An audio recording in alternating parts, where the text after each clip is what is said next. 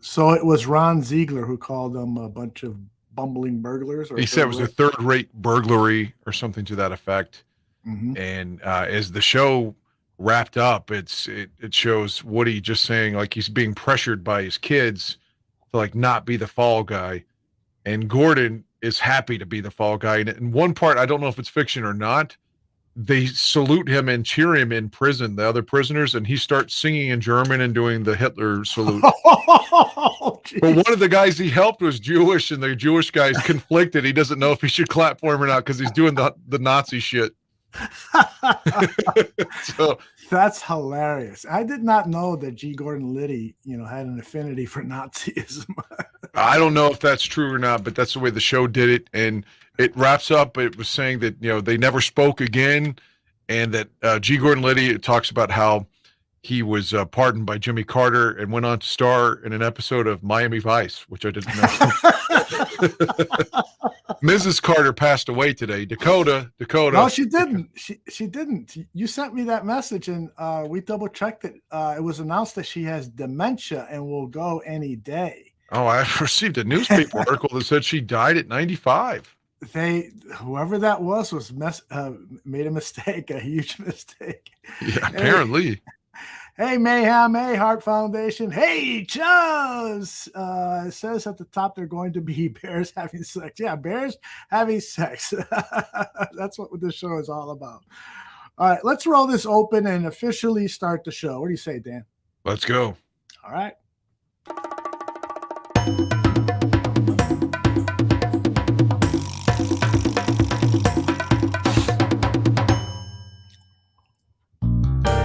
Put the children to bed. It's time for Dan and Aldo to bare their souls.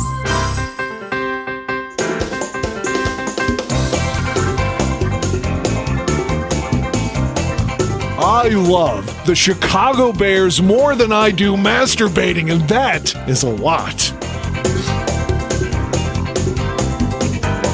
Then, with 3 seconds left, Bob Avellini throws a 30-something yard touchdown pass to Greg Latta, and the Bears win, and I literally shit my pants. I swear to God, I literally did.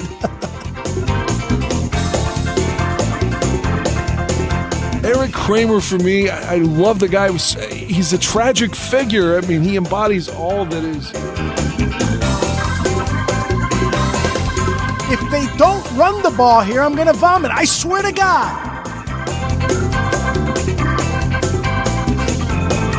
Look, I don't mean any disrespect. He just didn't play that well. Not for a guy of his caliber.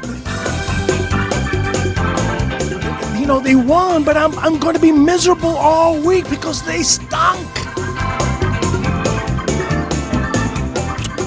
I don't really have any recollection of that at all, but I guess perhaps I blacked it all out.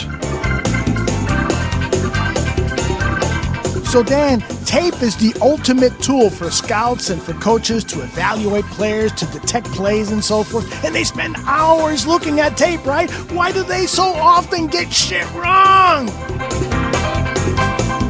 I love the efficiency of bourbon. Ladies and gentlemen, Dan and Aldo.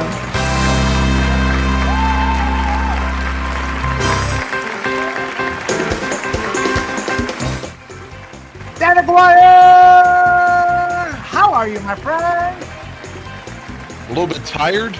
I just got back from Ohio, seeing a music festival, but I'm here, and I'm reminded, because I'm working on all these games for Ron now.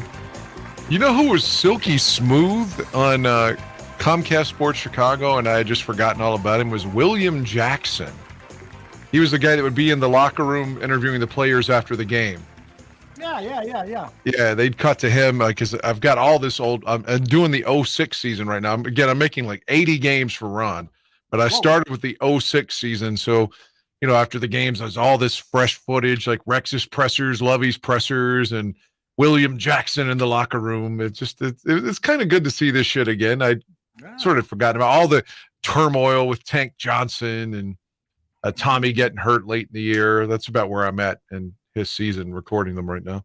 It's an incredible season. I'm glad you're doing that for our buddy. And if anybody wants copies of those games, just send a check of $79.99 to Aldo No, Gandia. no. You've already been sued by the NFL once, so don't say it. That's right. Hey, Mark, it's great to be back. Feeling a lot better. I actually left the house for an extended period of time today, doing a little project with Mike North, and so it was good to get out in traffic. I didn't actually drive though. I did my first ever Lyft drive. I decided not to go Uber. I tried Lyft out and I got into a Tesla, so I got into an automobile made by somebody who I dislike, Elon Musk. Right. But it was a really good drive. I dislike him so much I didn't even watch Mara the night that he was on there. Oh, really? Interesting. I just didn't watch it. Yeah. Do you think Twitter is close to, I don't want to say imploding, but I just get the feeling a lot of people are going to start leaving Twitter as Musk's politics, whether you like them or not, get infiltrated into that app. Do you think that it's going to? Yeah, could you imagine if this was the other way around? Because they'd be like, "Oh my God, it's such the liberal media," and just fucking kill me, man. So he's hiring Tucker Carlson, who's suppose he's going to forego $30 million to work this job. So you'd have to think he's getting paid something in the same ballpark to do so. Yeah. And then now he's endorsing Ron DeSantis on there, and they had a terrible event with the audio didn't work. I don't know if you saw that or heard about that. I heard about it. Yes. It was a disaster. Yeah. So, I mean, of course, we know he's going to be a Trump ball washer if it comes down to it. I saw a truck today that had, it was like the redneck trifecta. It had something to do with Jesus, the big number 3 Dale Earnhardt, and Trump 24 all on the same fucking truck. I was like, God, it's like the Father, Son, and Holy Ghost for rednecks. You sent me that picture, yeah. Yeah, the thing with Twitter is the guy Musk has a lot of really good ideas, and I wouldn't mind paying the $8, to have the opportunity to post longer videos, to have longer text. But the key thing is that it's got to be authenticated. You have to go through the process of making sure that when Aldo Gandia pays that $8 a month, it's not a fake Aldo Gandia. Although right. the fake Aldo Gandia would be a lot more interesting than I am. It could be King Pookie Nation. That's right. Need to be Aldo Gandia. He posted a hilarious video today. He's over at Arlington Park expecting to see the wrecking ball come and knock the racetrack down, but he didn't read the fine print and the permit that the Bears got from Arlington Heights. The only thing they're removing is the inside of all the structures, and the wrecking ball doesn't show up for another month or two or something. That was a good segue. That was a tremendous segue. Thank you. Yeah, fuck Musk. But I was going to say, I don't mind paying the $8 a month if it's going to give me these extras, but I don't want, there's a lot of fucking forgeries going on, for lack of a better word of putting it on Twitter, and that's dangerous. But anyways, great to be back, Steven, and I'm glad that you are here and everyone else is here. The segue was to the demolition. The everything, when you think about it, all the junk that is inside that racetrack, not only in the grandstand, so you're talking about concession stand equipment, all sorts of signs and stuff, but also in the stables and where the jockeys were and other buildings and stuff. There's got to be tons and tons of junk that has to be removed from there. And then the Bears are in the process, I believe, of filing a second permit for the exterior demolition. But I guess they're going to wait, hopefully, in their case, to see if they can get the tax breaks that they're looking for from the state of Illinois, because we all know they're going to move to Arlington Heights, but they still have to kind of carry that, just like Ryan Poles is carrying it. We might draft a quarterback, we're not going to give Justin Fields. They're still kind of carrying that bullet in their gun to threaten to stay at Soldier Field if they don't get these tax breaks. But that's the state of things. It's smart business, though. I mean, Chicago still wants to keep them. It looks like, that's probably not going to happen, but you got to have a backup plan, a contingency plan in the event that the track wouldn't come through. Right. Right. Stevie Me says, "Fuck Musk." It's my fuck Musk is my favorite cologne. It works 60% of the time. That's well played. Well done, Steven. Now he's had some bad luck lately, Mr. Musk, right? Wasn't there the spaceship that blew up, the problems with Twitter? Wasn't there something going on with Tesla batteries blowing Yeah, up? but he can still wipe his ass with money. So Oh my God, yes. I wish that were my issue. I just had to drop $350 on fucking brakes. For your car, huh? Yeah, it's just like, and every time they find something else. They do, oh, well, we got that, but it's only going to be 110. And then of course I go today for the something else and it was 140. It's just like, fuck, man. Fuck, man. The mechanics can hustle you like more so than any girl that's giving up the pussy for money. Yeah, I make the joke that I married Donna because her brother-in-law is an excellent mechanic. They're hard to find, and then to find one that you trust implicitly, that's like finding a needle in a haystack, man. Finding a fucking mechanic you can trust, no way. I once took my car to the dealer to have it serviced, and they had this 15-point check plan. We'll check everything to make sure it's done and so forth. And I drove in knowing my backlight was not working. And so the guy tells me after I go to pick it up, yeah, the 15-point checklist worked perfectly. Everything is good. And I go, what are you saying? My backlight isn't working.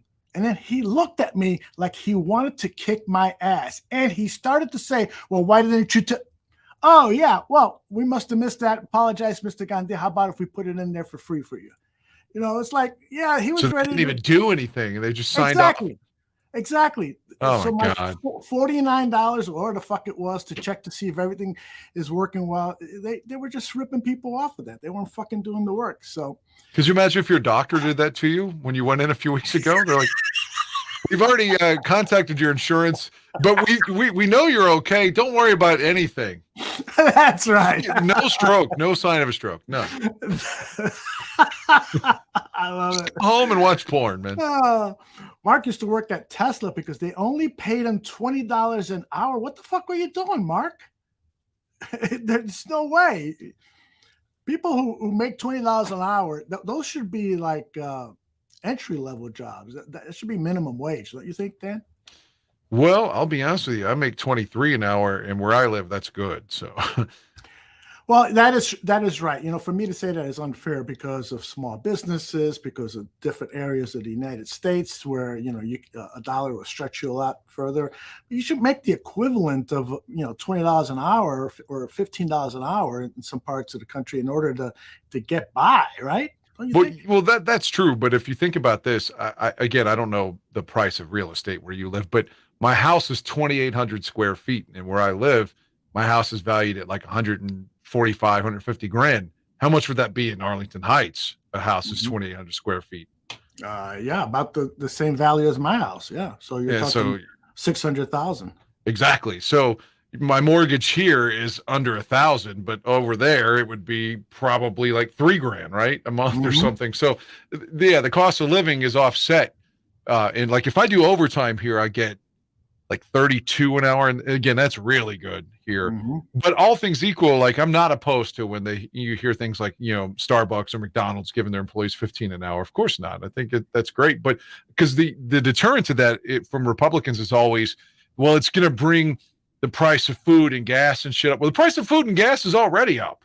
Yeah, and it never comes down like with inflation either. I mean, like right now, a 12-pack of soda is almost as much as beer was a couple of years ago. No, we can blame that all on Biden if they want us to. That's fine, whatever. But the point is, the shit at the store is already expensive. Oh my gosh! I mean, and yet the profits and the salaries for these CEOs and executive vice presidents and all those guys getting stock shares and stuff is doing fucking great. So, don't give me that shit. Mark worked on the assembly line and was making $20 an hour for a Tesla. What? And he's busting his ass on that assembly line too. No shit. $20 an hour at Tesla based on Tesla's battery life. So it's 10 cents. 10 cents, $10 I meant. Cliff Victoria, hey guys, thanks, Joe Biden. Yeah, everybody is now loving Joe Biden with the exception of the MAGA group, right? Yeah, well, I was just going to say real quick, we were talking about assembly lines. It made me think of the old Michael Moore film, Roger and Me. Remember that one? Oh, sure. With how they were fucking the auto workers in Michigan. Mhm. Yeah, but this is all going to come down to fucking Manchin again, our senator, because he put in, like, for his vote, he wants some pipeline shit passed here, to placate conservative voters in West Virginia. Just because, again, he's a Democrat here, and that's tough now. Yeah. So, but who was it? It's Tim Kaine, who's pissed off and trying to get that taken out of the bill. But Manchin managed to force that into the debt ceiling, his vote. So, but the point is, if Kaine gets that taken out, the pipeline taken out, Manchin's already saying he's not going to vote for it, which could again put us back in chaos and not have the debt ceiling and have us forego the debt ceilings. I'm saying. Mm-hmm. Yep. T3P podcast says Manchin is the worst. Yeah, he's among the worst because there's the Christian Cinema, who's no longer a Democrat, is now an independent. Dianne Feinstein, for years and years, I've known that her husband is a Wall Street guy, and she does whatever kind of legislation is going to help her husband make tons of money. There's a lot of corporate Democrats. That sounds like the Supreme Court. Tell me about it. Dianne Feinstein is a thief, and there's a bunch of Democrats like that. They're not really looking out for the working class, guys like me and you, people who are struggling to get by because you get a fucking bill for $500 for your brakes and stuff, and it disrupts the natural order of things. It's not right that we are on the bottom end of all that stuff. Yes, Cliff Feinstein. I wouldn't say she's. I mean, she had shingles. I don't. Yeah, know. She had shingles and I guess another affliction. But yeah, it was difficult for her to remember things. Maybe you're right, Cliff, because I read the report where somebody in the office, when she returned, asked her about a certain vote, and she says, "Well, I voted for it last week. I was here last week," and she wasn't. Wow. Oh shit. So anyway, Jeremy says, stop talking about the political discussion. All right, we're going to talk football. We talked about the demolition. So, I can't wait to see that wrecking ball start knocking that thing down. And I almost try to stay away from all of the legislative news behind it, but I feel I have to in order to be well-informed and share a well-informed opinion on that stuff. But it's just going to be a nasty battle. And in some cases, I'm for the Bears. They want to, the state of Illinois wants them to start paying $50 million a year in taxes for that space. And the Bears' contention is, well, we're not making any money on that. We're just throwing money in, charge us tens of millions once the stadium is open and we're generating capital, but now we're just developing it. So their counter bid was 5-point-something million, like less than $6 million in taxes. And to me, that sort of makes sense for the Bears, which for me is strange because I'm usually against big business, and the Bears are big business. What do you think about that? I agree, but if I'm going to slip in a political jab again, maybe they should get in bed with Amazon somehow because they don't pay taxes. That's right.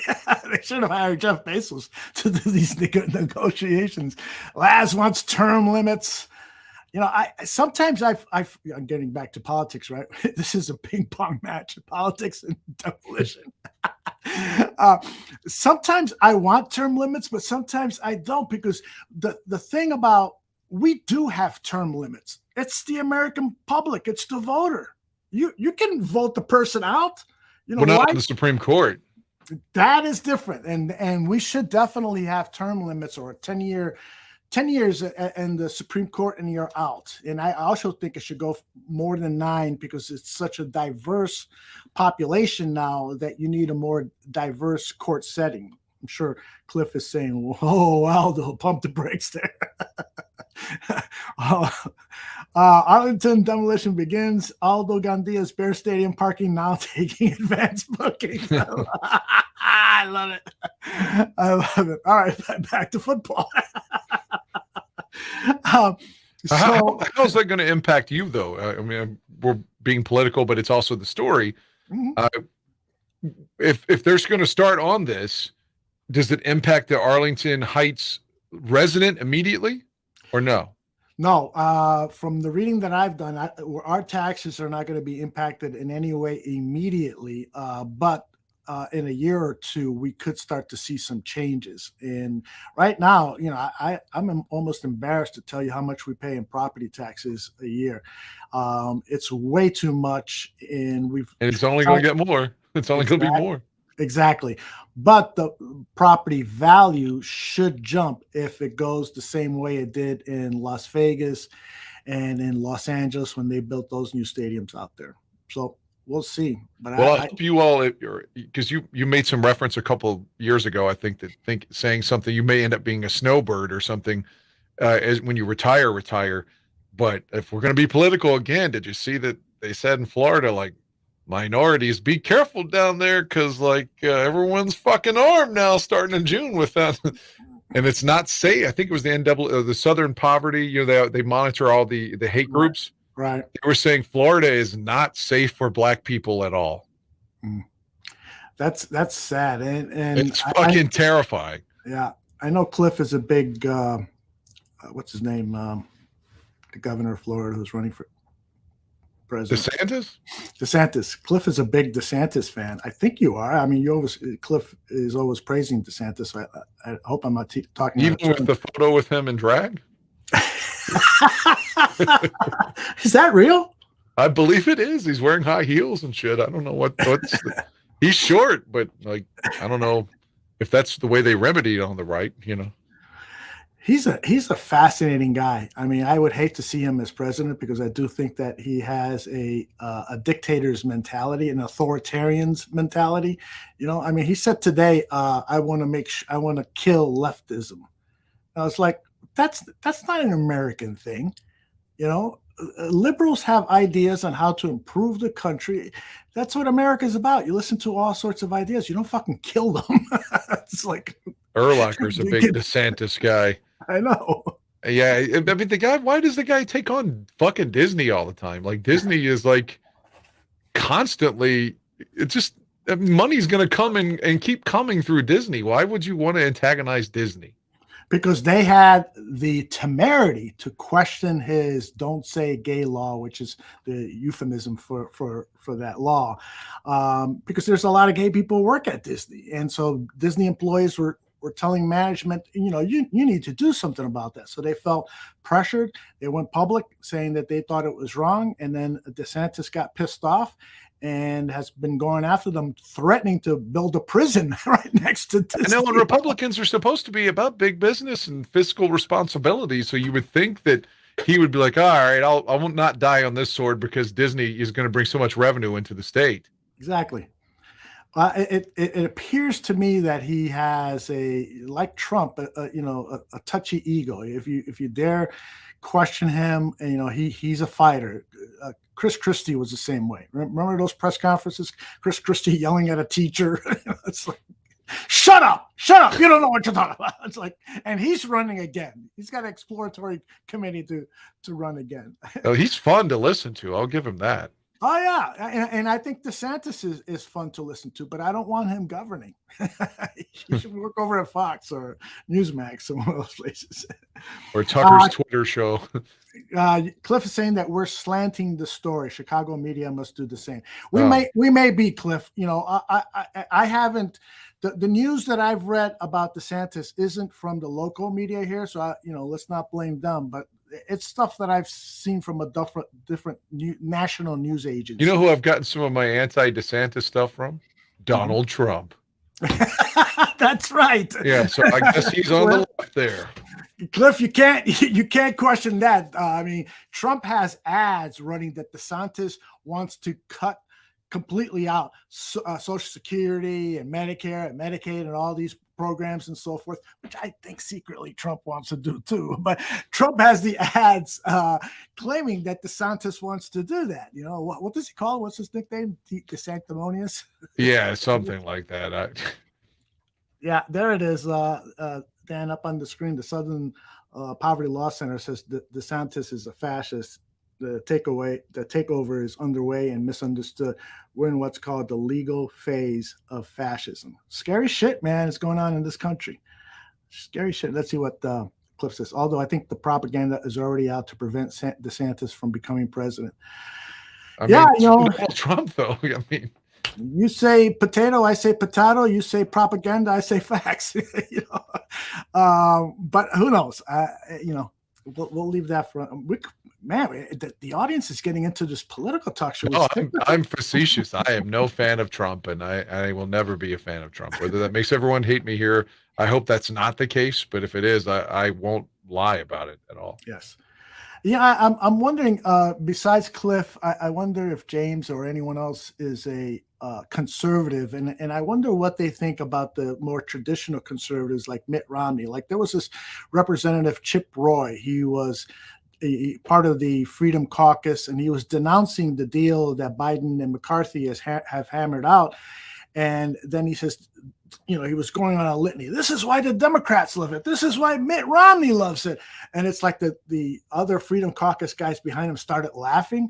So I guess Mitt Romney now is like out with this. Mitt Romney was the presidential candidate for their party in 2012. Mm-hmm. And then within 5 years was basically ostracized and hated because he become the first ever politician to vote for impeachment against a member of his own party. Mm-hmm. And he did that. He voted both times against Trump in the impeachment. So, yeah, the Trump people are never going to like Mitt Romney again. And I'm sure they voted for him in 2012, but now they'll pretend they didn't. Yeah. Cliff says, they will still admit it because they don't like Blackenstein either. Yeah, that's right. Cliff says, I don't agree with Trump attacking DeSantis. I like to see them both on the ticket as president and vice president. The thing is that DeSantis' ego won't allow him to run for vice president. My guess is, I don't know that for a fact, Cliff, but also, I forgot what I was going to say. Something about DeSantis as the vice president. Oh, I know what I was going to say. It seems odd to me when two politicians are bickering with one another and they're basically close to punching each other in the face. And then all of a sudden the election's over and you got a cabinet position for the guy, or you've asked the person to run as vice president or things like that. Doesn't that seem strange to you? Let's take a look at just history in your lifetime. Mm-hmm. LBJ and Kennedy hated each other and were fierce rivals for that 60 nomination.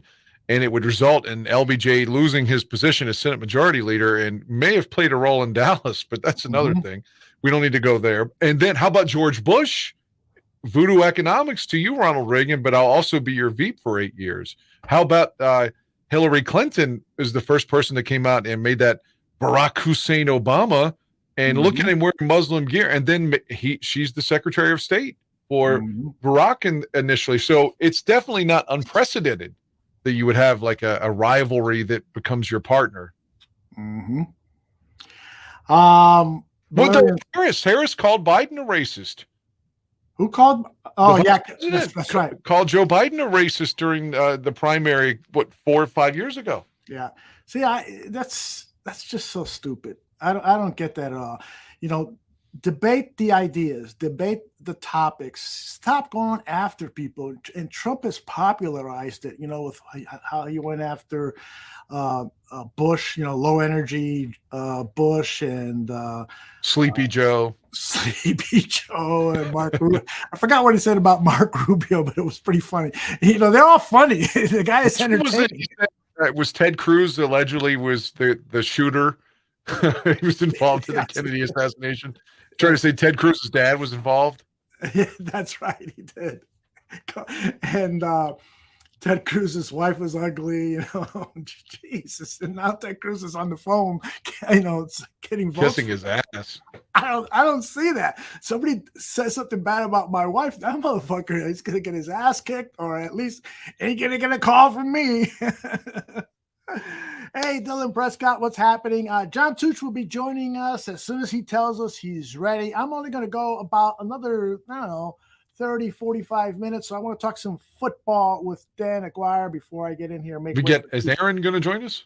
I don't know. He didn't reply to my thing. God damn it, Aaron. Why don't you text him? All right. Text them, and then as you're doing that, I'm going to put up a graphic. I ran a poll on our Twitter account, Barroom Network on Twitter, and the question is, if the Bears begin the season with these 4 defensive linemen starting, DeMarcus Walker, Andrew Billings, Justin Jones, and Trevis Gibson, how would you feel? And I gave 3 choices. It's temporary, frustrated, and the depth makes it okay. Well, almost 50% said, well, it's temporary, so I'm not going to worry too much about it. 39.5% said frustrated. I'd be frustrated. And those were most of the comments that I got were about that frustration. And then 11% said the depth makes it okay. And what's interesting is hours later, there's a report from Sports Illustrated that the Bears might be interested in extending the contract of Trevis Gibson because they see him as a potentially having a big season and they want to get ahead of the market, as Greg Braggs described it in his tweet. So I'm glad you weren't saying Justin Jones was getting extended. I was like, no. No, I think they've got his replacement on the roster with Zach Pickens and Gervon Dexter. Those guys are the heir apparent to Justin Jones, and it could be really, really soon, like by week 2. So I'm going to, if Aaron doesn't answer, I'm going to ask the other Dan. Yeah, absolutely. That'd be great. Great. So my contention is this. I do believe that there is still a great opportunity for Trevis Gibson to prove himself in this league. You just got to go back to 2 seasons ago when he was playing his ass off because the Bears had overall a pretty decent defensive line. These highlights that I'm going to show you are from the 2021 season. I think this was the first game of this. No, it wasn't the first game. It was the 4th game of the season. Gibson. We were at that game. That's right. We were at this game. That's the day that Dan Campbell kept going for 2 for no reason. That's right. I'm going to see this play again. But Gibson, just demolished that left tackle and got in there for a sec. Where's Don Burr? He should be watching this. Aaron's at a funeral, by the way. He just hit me up. Gosh. All right. Well, I'll reach out to him. And hopefully it's no one important in his life. What a terrible thing to say. Anyway, so Trevis Gibson is, in my mind, a guy who could have a bounce back season and can get back on track. It's interesting that when I saw the scouting report, I went back to see the NFL.com scouting report on Trevis Gibson when he was this year he was drafted by Ryan Pace. He was a 5th round pick out of Arkansas, I want to say, or Tulsa. In any case, the scouting report compared him to Roy Robertson Harris. Because he's an athletic freak. He doesn't have a lot of experience at the position. So this guy could become, not a superstar defensive end, but he could become Alex Brown. Got any thoughts on that, Mr. Aguirre? Alex Brown was very, very consistent, though. Yes. Alex Brown was never going to be like the guy that everyone's buying his jersey, but that motherfucker was always there and making plays.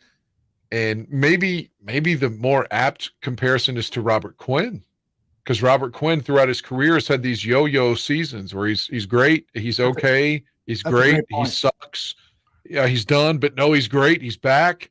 So maybe 99 is showing promise, and then he's awful last year, and then maybe he rebounds this season. So let's sign him. You'll have a great season, and then at the end of the year, trade him because next season he's gonna have a terrible season, right? Mark says, "Who would you like to see the Bears go after, Yannick or Frank Clark?" See, the thing with Frank Clark that bothers me. He's a little bit old now, isn't he? Yeah, he is. I think he wants to play for another Super Bowl contender, but maybe not. Maybe he just wants to go where the money is. But last season he played well late in the season when the games counted. It looked like he kind of took the season off last year, and so I don't know if he's the kind of guy I would want to spend all that kind of money at. Frank Clark. I don't mean to interrupt you, but there's something I'm dying to ask you about before you would leave, and I'm afraid we'll get off topic. I know I think you're going to say no, but Hopkins is available. No fucking way. I mean, he's for free. He's being released. Yeah, but he's looking for like a $20 million a year contract. I'm just saying he's out there, you know. I know. See, the thing is the plan is this. Ryan Poles wants to bring in young guys under the age of 26 and build with these guys. You look at this roster now, the guys that are over 30s are just guys that are not going to help you win. They're just bridge gap people. I really appreciate what Poles is doing with this methodical, calculated plan to build young players. And James says Hopkins has been a cancer on teams. I don't know if that might be a little too strong of a way to put it, but yeah, he's not a great, guy in the locker room, which is probably another reason. Or I was going to compare him to, say, like, I don't know, who's a great DH, like Harold Baines. Mm-hmm. Like, just he's the guy who comes in and hits some home runs for you. You're not asking him to play in right field or first base. You just want him to come and, catch a few touchdowns, Yeah. But I get it. I could see why, you don't want to sign a veteran. I hear everything you're going to say, and I can't say I disagree, but the idea of another person for Fields kind of makes me rub my hands together, though. Like, does it make you rub your dick? That's what I want. It could. The reason I asked that is because Steven has got a great poll. Will Aldo's penis function fully after his stroke? Wow. A, it's temporary. B, it's concerning. Or C, that death makes it okay. I should say the the length makes it okay. or D, the width makes it okay, or E, all the above. That's right. Results on Saturday night when my wife and I tried to have sex for the first time since the stroke. This Saturday or last Saturday? Is it past this upcoming Saturday? I was going to say, well, you got to let us know how it went, We will. I'll give you blow by blow. Hopefully. No pun intended. Valerian says Bears Country Podcast put out Hopkins was seen at O'Hare today. Where's the other Dan at? I'm trying to get him to come on if he's got inside information like Mike Florio would. Hopefully he's not on the air now. Should be sharing that with us. Yeah, I'm talking to. He's texting me now. I'm trying to get him to come on. He says, "Well, I can't do it late. Goddammit." I'm like, "Well, I have to leave at 10:30 Central." So yeah. Dylan says he thinks that Hopkins needs a mature quarterback. I think Kyler Murray is also a guy who has had some leadership issues. There's no doubt about it. Who was his quarterback before it was Deshaun Watson. Yeah. Who by all accounts, besides liking to get fingers up his ass and shit, other than that, he was good on the field in Houston. Thank you. That's what I was thinking. I couldn't get it out because it's too funny in my head. Yeah, he wants a massage and wants to be fingered. Reminds me of the old Tom Green film, Freddie Got Fingered. Deshaun got fingered.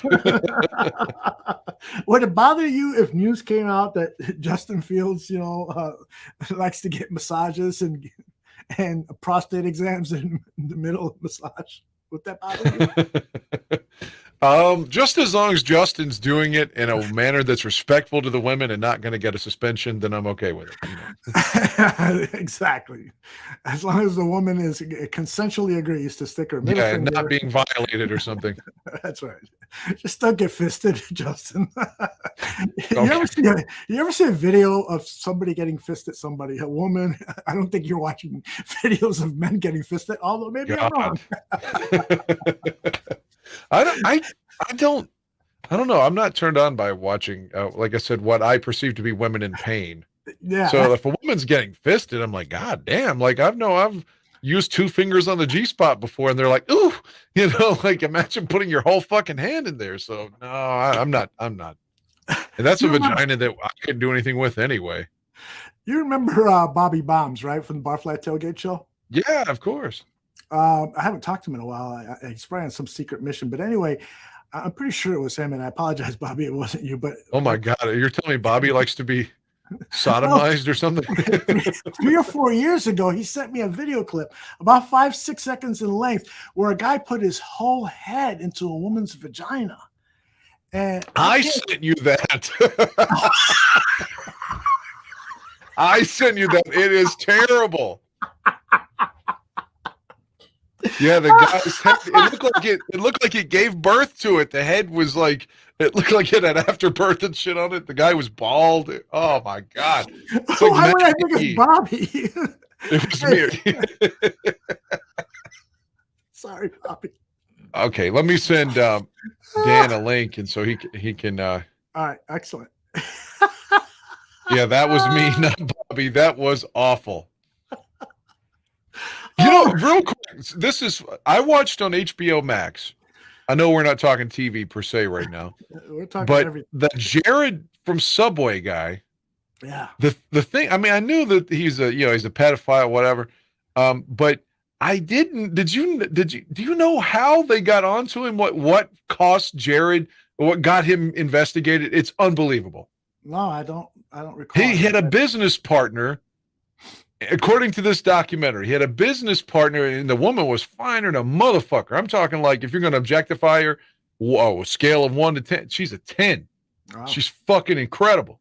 Mm-hmm. But this woman's in prison now because she's fucking awful. For one, she was allowing Jared's business partner to film her daughters showering and masturbating and stuff. But what got Jared in trouble initially, the business partner had this beautiful woman sucking horse dick and posting bestiality porn. So the way it was explained was like to watch bestiality is legal, but to produce it isn't. So they started investigating because this fine ass woman was sucking horse cock. And when they were investigating, they're like, oh, by the way, it looks like he's got a lot of weird conversations with Jared from Subway. Well, let's move into that. So had this woman not been blowing horses, maybe Jared is still on the street talking about the Subway sandwiches and shit and touching kids, but it was bestiality that brought them down, which is unbelievable. I shouldn't be laughing, but it's kind of funny. Yeah, that's what I'm saying. Yeah, but this woman was telling that guy, I can't think of his name, that she fantasized about eating her own daughters for him and stuff. Mm-hmm. And she went to jail too. They had the daughters on there too. Of course, they're horrified. Imagine if your mom was saying that about you. Oh my God. And acquiescing to people videotaping you and shit. And it's just unbelievable. Jeez. I can't get this link to go to Dan I'm just inside info. If you could send it to him. Yeah, let me send it to him. Tell him that I'm putting it in his actually I'll just email it to him. Okay. I'm going to tell him right now live on air. Dan, you may not want to be on this exact topic presently because we're talking about a woman blowing a horse, but we still want you to join, both of us, and he's going to email you the link. By the way, I saw a movie, and maybe somebody in the chat can help me with the title. There's a movie where three buddies are out having a blast. They're getting drunk. They live in rural somewhere. And apparently the fun gets a little bit out of hand because they started to engage in a practice that they have done before, and that is fucking a horse. Oh, my God. Yeah. This really is a great movie. I should know the title. And so what happens is the guy... I forget how he dies, but the guy that's fucking the horse, he dies somehow. And so the two other guys tried to hide crime, I guess, because, bestiality is a crime. They tried to hide the crime and the body. And so what ensues is a 2-hour movie of their denials, their lies, and their bumbling because they're not the brightest guys in the room. And it's a fascinating, hypnotic movie. I got to find the title for you. I hope they don't have any live love scenes with the horse on there. No, it's all done with weird camera angles and stuff. Yeah, it was tastefully done. If you can do bestiality in a tasteful manner. Do you remember the 40-Year-Old Virgin? Ah, great movie. Seth Rogen's talking to Steve Carell in there. He's like, I went to Mexico over the weekend and watched a woman fuck a horse. And Steve Carell's all like uptight, and like they said in real life, he was like that on the set too, really uptight, and didn't think dirty shit was funny at all, and regretted being on the movie. Really? So they would say things to him to like make him uncomfortable deliberately. But in the film, Seth keeps going, and like Steve Carell wants him to stop, and he's like, "Man, you know what? We kind of felt bad for the horse." You know? He's like, "It's not as hot as you might think it would be." He's like, "We felt bad for the girl." He's like, "Honestly, we felt bad for the horse." That's hilarious to me. Oh man, I can't find the fucking title to this movie. I'll keep looking, but I don't want to slow the show down. That's a good question. How many horses got fucked in Arlington Heights at the track? That would be another fascinating documentary. I'll tell you. That I've been trying to think of good documentary ideas. Entertaining the idea maybe next year do a documentary, because there's so many good ones that are out there now. And I always get the feeling I could do a good one, but I just need to find that topic. Speaking of shit, there it is, quick. Caesar. You did it. The Death of Dick Long. Oh my God. That's the title. I'm pretty sure that's the title. Well, I was going to say, speaking of shit real quick, my sister's home this week for a vacation, and she has a sewage leak. So. Oh no. Yeah, she just sent me a picture of some crew like digging up their fucking shit. I'm so glad it's not me. I hate that that's for her, but Jesus, yes. My goodness. He said Dan says he's going to be in the chat room first, but he'll come on. Okay, cool. This is the most interesting show we've done. We're ping ponging back and forth from Bears to just crazy ass shit. So these 4 defensive linemen, let's sign Travis Gibson. I if I'm going to put a bet down, I'm going to bet that Travis Gibson is going to play at that somewhere between Roy Robertson Harris, and I think Robert Quinn was an excellent comp for him. He could become a Robert Quinn. The other guys on the defensive line, DeMarcus Walker, frankly, I don't know too much about this guy other than he's, hopefully better than the last guy we got here from the Colts. Not that Walker Muhammad. Yeah, he was fucking garbage, man. What the hell was going through his mind last season? It's a opportunity to show what you got. Maybe he doesn't have anything to show. I don't know. But I don't know much about Walker, but I've been doing some research on Andrew Billings. This guy, when he came out of college, Dan, he was expected to be a first-round draft pick.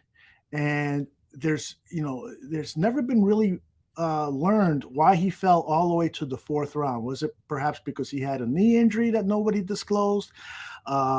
Was there something sordid in his past? But there's been no indication that it is. But here was a guy that Pro Football Focus and a number of other agencies thought that he was going to be a first rounder, but he falls all the way to the 4th. So he goes to the Bengals.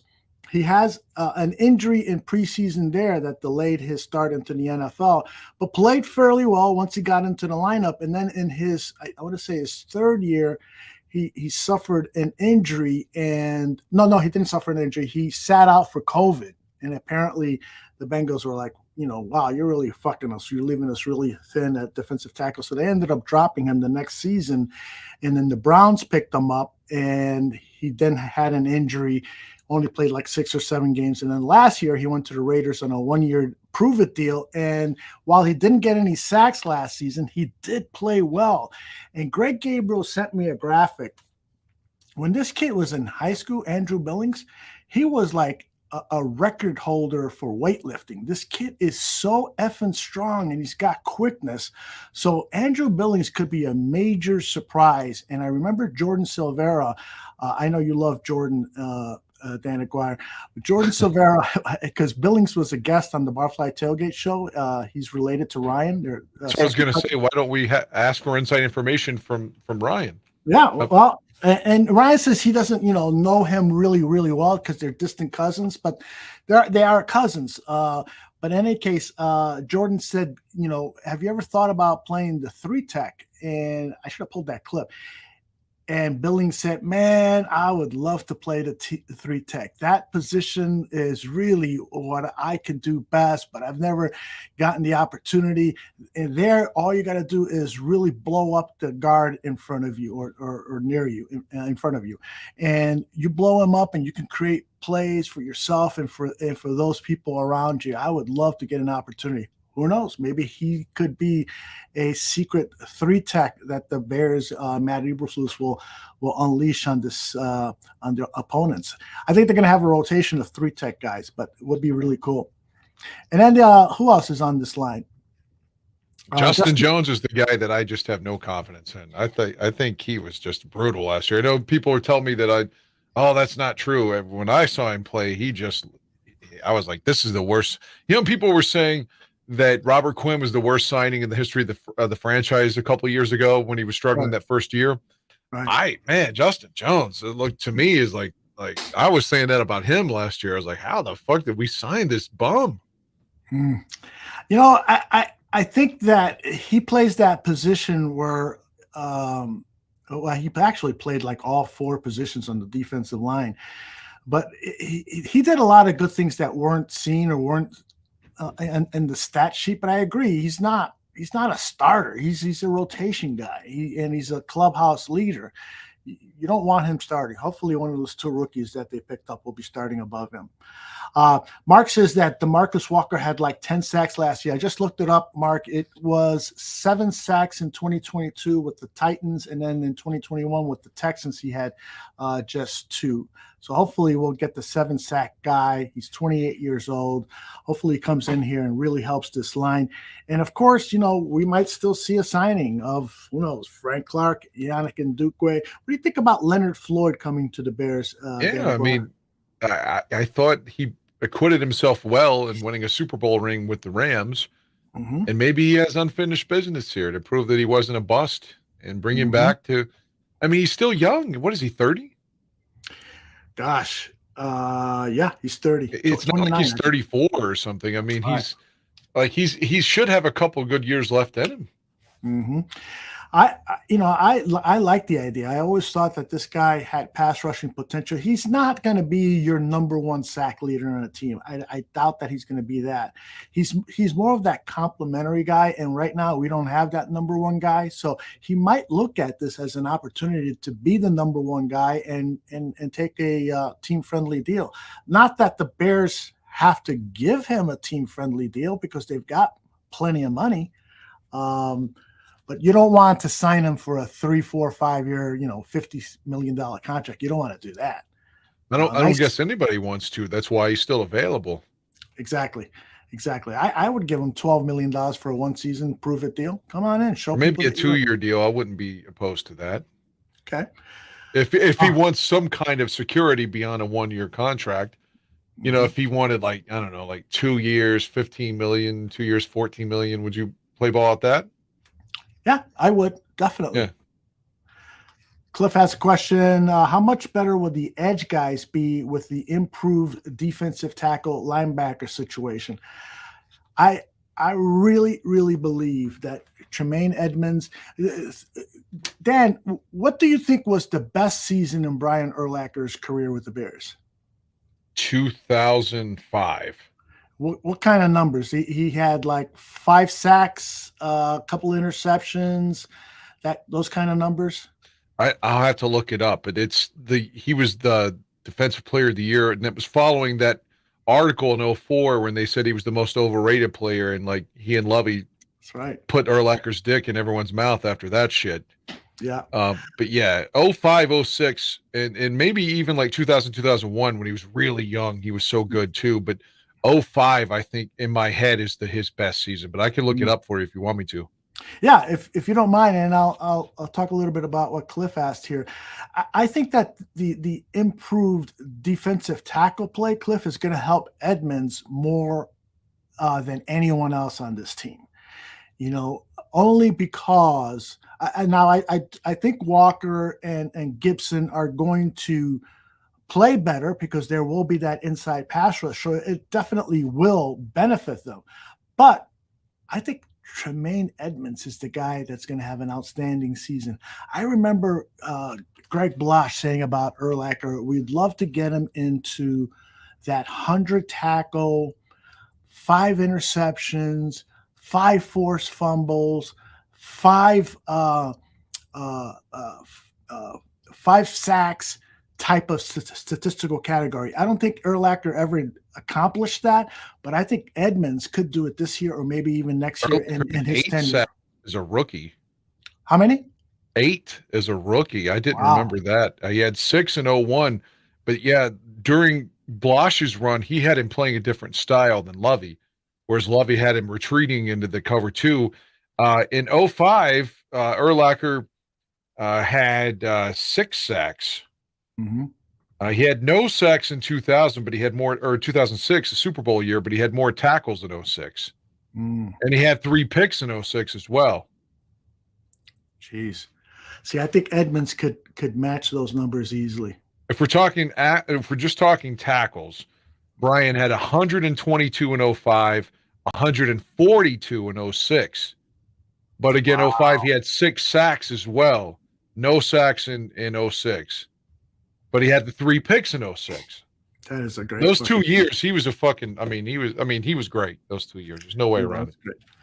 And I just saw that guy named Brett Coleman did a really nice video on the cover 2 defense and the basic premise. I recommended this to everybody who is interested in the Eberflus's defense. His contention is it really isn't a cover 2 defense. It's a cover 3 defense. And he started to show a lot of Brian Urlacher highlights and even clips of Urlacher talking about the Tampa 2 defense and how it works. It is really fascinating to listen to. And Urlacher knew that fucking defense. I mean, the way he explained what was going on, I was like, yeah, this guy fucking knew what he was doing out there. He was well coached. Unlike I think it was in his rookie season, maybe, Dan, if you remember, he criticized Blosh for not teaching him how to read film, to look at film. He goes, I look at film, but I don't know what I'm looking at. They haven't taught me. Do you recall that? Actually, I don't. I don't want to lie to you. Yeah, he was on 670, the score for a morning interview with whoever's doing the morning show back then. And he was asked about that, and this was at a point in the season where the Bears defense was getting crushed and Blosh was not, well. Was that when Blosh was saying the fans were dumb? Exactly. Can you imagine saying that? But I liked Blosh, but he came from Green Bay, right?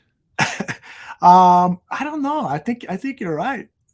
And I like Jerron, but he came from Green Bay. Anytime we get anyone from Green Bay, like Lucas Patrick, we have all these hopes, and it's just like if we get someone from, or even Getsy, he had his moments of being criticized last year, rightfully so. It just feels like when we get someone from Green Bay, they come here and they suck.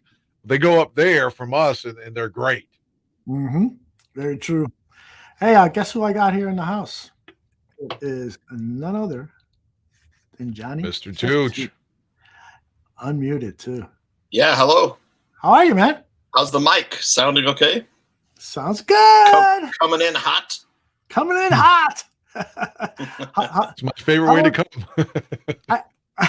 I know what Dan did during Memorial Day weekend. He went to see a concert. What'd you do, Tooch?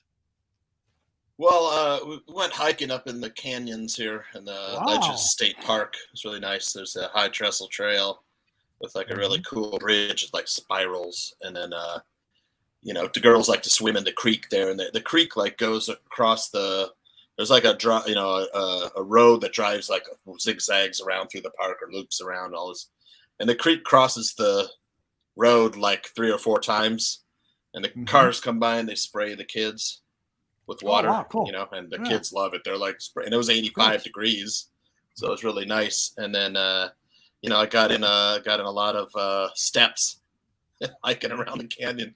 But yeah, it was great. Yeah, nice, man. Yeah, no, I've been busy as hell.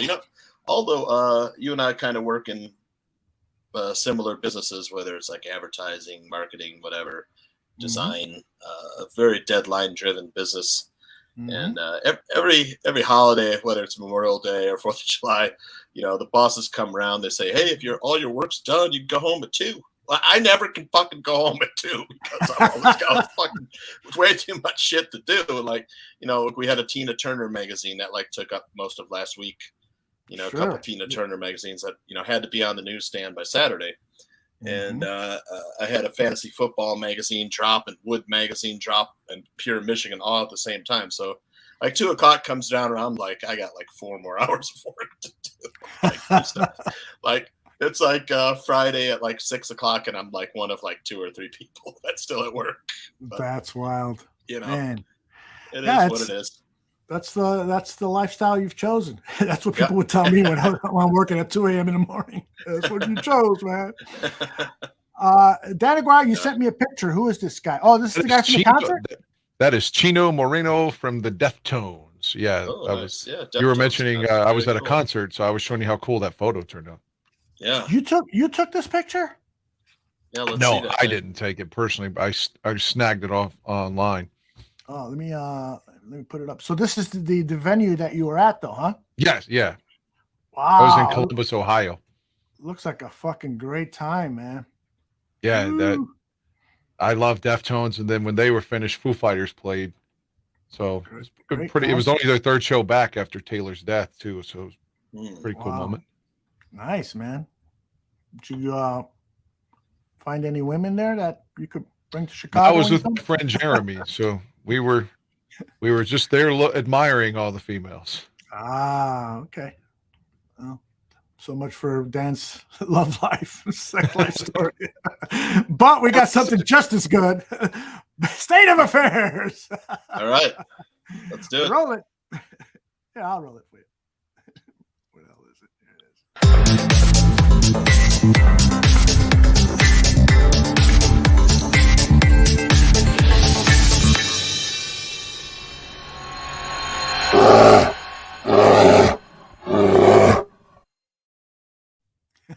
I should do the dinosaur to that,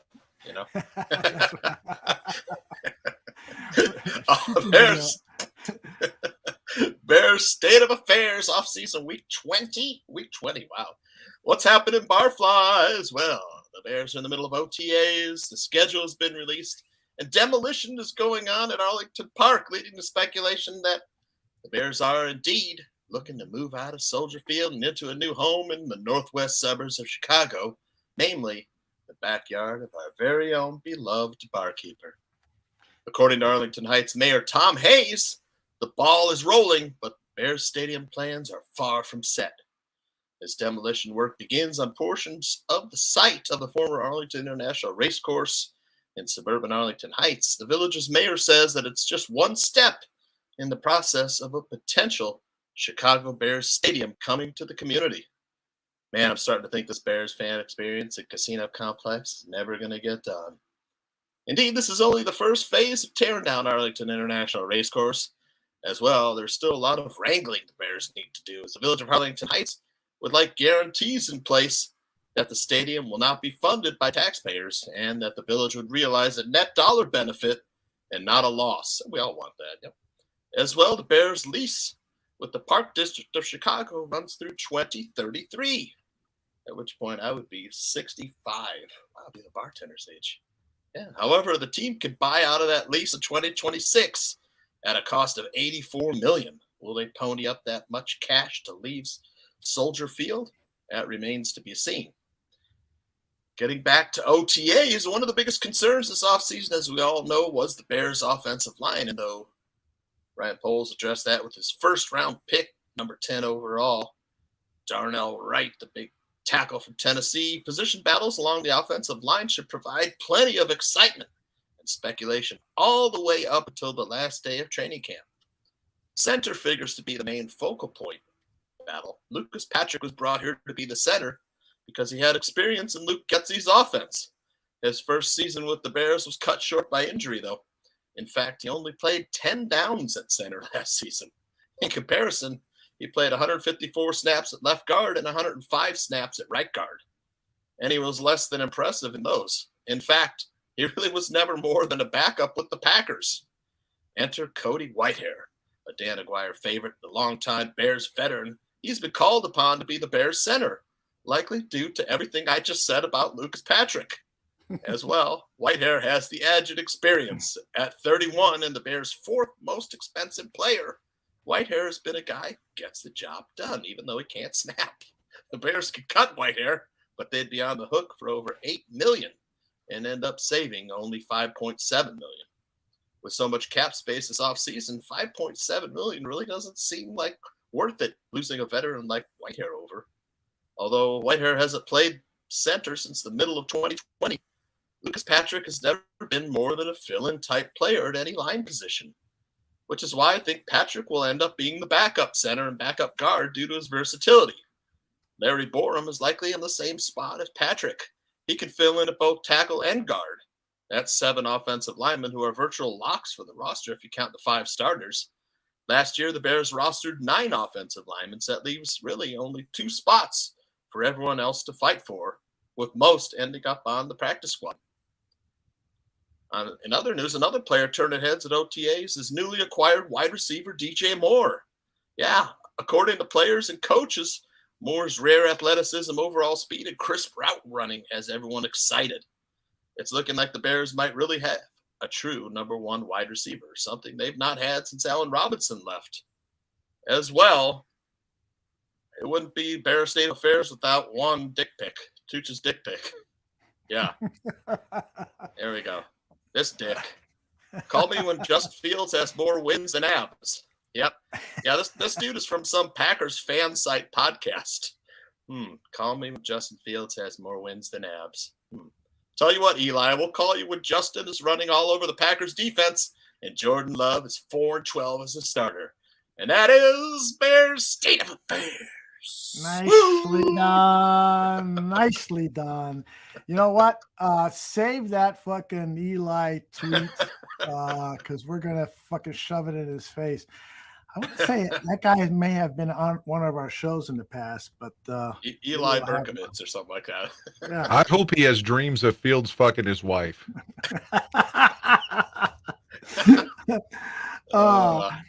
Hey, we got somebody special joining us. Dan, you wanna riff one of your famous opens? I'll play some music. Are we talking about the other Dan here? The other Dan, indeed. The other Dan making his return back to the bar room. He has been gone like Kelly Clarkson since you've been gone for about a month, but we still love him. I've been on his show a couple of times, but unfortunately the appearances I've been multitasking and they haven't been as good as they should have been. But we're going to make amends for that now by bringing the other Dan back to where he belongs with us here on Bare Their Souls. Yeah, baby. What an intro. Oh, man. Look at that background, too. Yeah, perfect with the music. Mystical halo.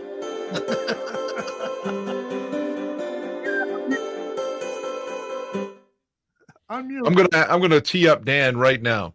Give us an update, if you will, Mr. Shorty, on the Chris Watts situation about Chris coming to America, which we're all. It's like Eddie Murphy. I donated. The first Coming to America movie that was good. The other one was shitty. This will be part 3 with Chris coming to America. Well, first off, thank you for having me on tonight, guys. And Aldo, it is great to see you again. Tooch, great to see you. Dan, great to hear your voice again. Aldo, it's great to see that you are doing well. So and I'm alive. Absolutely. Alive. So much love to the Podfather. Glad to see you doing well, friend. I appreciate it very much. The update on the Chris Watts thing is we've raised over $800, and that's before I've even put in my donation. So our goal is to at least get to 1,000, and I think we're pretty close to that. So we're actually trying to figure out the tickets. The friend of mine who we went to the Dolphins game last year, those tickets, he can't just give me an answer right now. So I went to another friend of ours through the family who I went to the Niners game with, and that rain game. And those were great seats in the end zone. It was a great view because you were kind of to the left side, visitor side. And we've secured the Vikings tickets for that. So Chris wants to stay for that game, and then the following week, where he'll come to the Barroom event, and then he wants to go to the Raiders game with you guys. So that's the other game that we have yet to figure out, because I don't know if you guys have an extra ticket for him. I'm not going to go to the game, so it would be silly for me to try to get him a single ticket myself. So, well, Ron's in Europe. I can't ask him yet, but Ron says he's going to get us our tickets for that game in July. Okay. For the So Raiders I don't know if he has 3 or just 2, so I'm saying I don't know, but he's in Europe on vacation, so I can't fuck with him right now. Okay. If he had 3, that'd be great, because he could go with you guys. Yeah, I'd love that. Yeah, Chris is awesome, man. I mean, I need subtitles sometimes for Chris, because he's so British, but the motherfucker is funny. And like, I want him to call me a wanker or some shit in the video when we meet. I did a little, we did like an hour show last week about this, and I opened up kind of dancing, and he was like, you dance like such a white guy. He said that about you? And I'm like, yeah, you're right, I do. Hey, I want everybody to make sure that you are subscribing to Mr. Shorty's YouTube channel. Does it go under Bears Country Podcast or Bears Country Productions? I forgot. Well, Bears Country Productions, but Bears Country Podcast is the podcast under the Productions, because there's other things that I'm doing there, too, clips and right when the season comes out, more videos and stuff like that. But yeah, so I just wanted the Productions to encompass all of that, because somebody commented on a video, this isn't a podcast. So I was like, well, I should probably change it to Productions. So yeah, thank you for that, Aldo. Thank you. Oh, you bet. We're just going by BCP now, pretty much, though. BCP. You down with BCP? Yeah, you know me. David Montgomery says, man, it feels good to be out of there. Losing sucked the fun out of the game. Glad to be with a winning team. You think that's not really Don Burr? No doubt. 100%. Yes, no doubt. Yeah, because he doesn't know how to write an English sentence. David Montgomery has really turned himself into a villain with that, because he really said that, I mean, I know he may not be typing it in the chat room right now, but David Montgomery basically said that. So when he comes back to Soldier Field in December, I don't think that people are going to be really giving him a standing ovation. Yeah. See, I love going to those games, the division games, that Lions game is going to be a lot of fun for people going to that game. Shorty, Notorious says, Shorty, you got the sexy party vibes going, I see. You got any dancing girls stored away anywhere at your house? If they were here, I'd be dancing way too white for them. They would leave. I think I opened the show like this. I love it. Should I do this? Oh, no, that's worse. Don't do that. Doing the Cabbage Patch, huh? Yeah, I noticed that. Dan, you ever dance the Cabbage Patch now? I can't dance. I can't dance at all. The only rhythm I have is I hope at least I'm okay fucking. So. Hey, I do have to leave early today, but before I leave, I just wanted to man, there's so many season finales that have happened over the last few days, and I wanted to talk at length. So maybe we can talk at length next week when I'm back on. But Barry, I know most of you guys, I don't think any of you guys here watch Barry, the what's his name from Saturday Night? Bill Hader. Bill Hader show. I mean, he directs every episode, just phenomenal. And the finale happened pretty much how everyone expected it was going to happen. Not good news for the character's future in another show. It was not the season finale, but the season 2 finale of Yellow Jackets. None of you guys watched that other than Dan Aguirre, right? Yeah, I'm totally on board with Yellow Jackets, as you know. What is that about? Oh, it's so good, Mr. Shorty. A varsity soccer team gets on a plane. They're going to go play at nationals. the plane crash lands. When they're stranded in this wilderness area, they believe, as they continue to get hungry, that the wilderness is talking to them and making them do things in order for them to survive. And some of those things that they're making them do are pretty fucking hideous. And it jumps back and forth between their time in the wilderness and their present day. And so it flips back and forth. At first, I didn't like it because of that type of style of storytelling, but it really hooked me, and I was totally into it. What channel is it on? Showtime. Showtime, yeah, Showtime. Did I do a good job of describing that? Yeah, tell us why you cried. Can you tell us without giving away? Go deep. We're going deep. Is this season 3 finale? 2. Season 2. Okay, just season. The part. Aren't we in season 3 or no? No. Season 2 just finished. Okay. So is that the end of the series? No. Okay. Big time spoiler here. Big time spoiler here too. If you're gonna watch season 2, yeah. I haven't started yet. Well, don't listen if you don't want to know this already. Right, this is a big time spoiler. But Juliette Lewis's character in the present gets killed, and the cool flashback that they did, or the thing that they did, which is, we all hope that we have some kind of shit like this at death. I think. She's suddenly in a plane with a guy named Javi who basically died for her in 1996, and the young version of herself basically saying something to the effect of, she's like, I don't belong here. She's like, man, you've been here with us since 1996. You've been dead since then. You survived, but you've been here this whole time walking around dead while you were alive. And that really resonated with me because I felt that way numerous times in my life. Through my divorce, for sure. And I know that I wasn't the most stable person in terms of how I felt at the time with regards to wanting to live.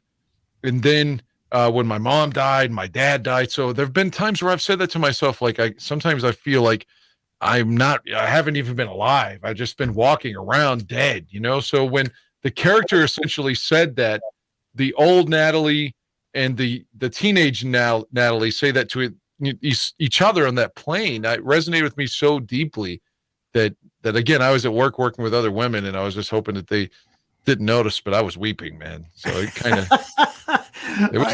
kicked to the fucking balls, man. Don't you know that when you cry in front of a woman, that endears you to them, and you can get laid? I don't want to get laid with the women I'm working with, but still. Never want to shit where you sleep, man. Anyway. All right. Let me let Tooch know that we're back here. But didn't you think that was a cool way to do that with the young Natalie and the old Natalie? Oh, yeah. It was great. I mean, beautiful, creative choice. The one problem that I did have with the series, and these are not going to be spoilers for anyone, because I'm going to speak in generalities, is there were like a lot of plot holes, like the stuff Elijah like, Wood thing. Yeah, the Elijah Wood, the cops immediately accepting the fact that somebody committed a drug overdose. Lots of stuff that you say to yourself, well, in real life, that wouldn't happen. Yeah. Right. So you got to suspend a little belief, but the show works so well because of the premise and because of the great acting by the present day Yellow Jackets cast and the 1996 Yellow Jackets, the young girls. And I'm going to sound like a dirty old man, but that blonde chick, wow, she's so gorgeous. She and that's usually the trick for me. You got one awesome looking woman in your TV show, you got me hooked for at least 3 episodes. the Shauna in the future, the character that plays Shauna in the 2023 is married to John Ritter's son in real life. That's right. And he's supposed to make a cameo in the show, but it was cut out. And they say that they're going to try to bring him back for season 3. They've already committed to 5 seasons, which to me is, how are they going to sustain this for 5 more seasons, particularly since now one of the main characters isn't going to be around. So we'll see. And then the other show that I want to mention real quick is Succession, the show that Dan Aguirre won't watch, but it's basically a satire on the Murdoch family.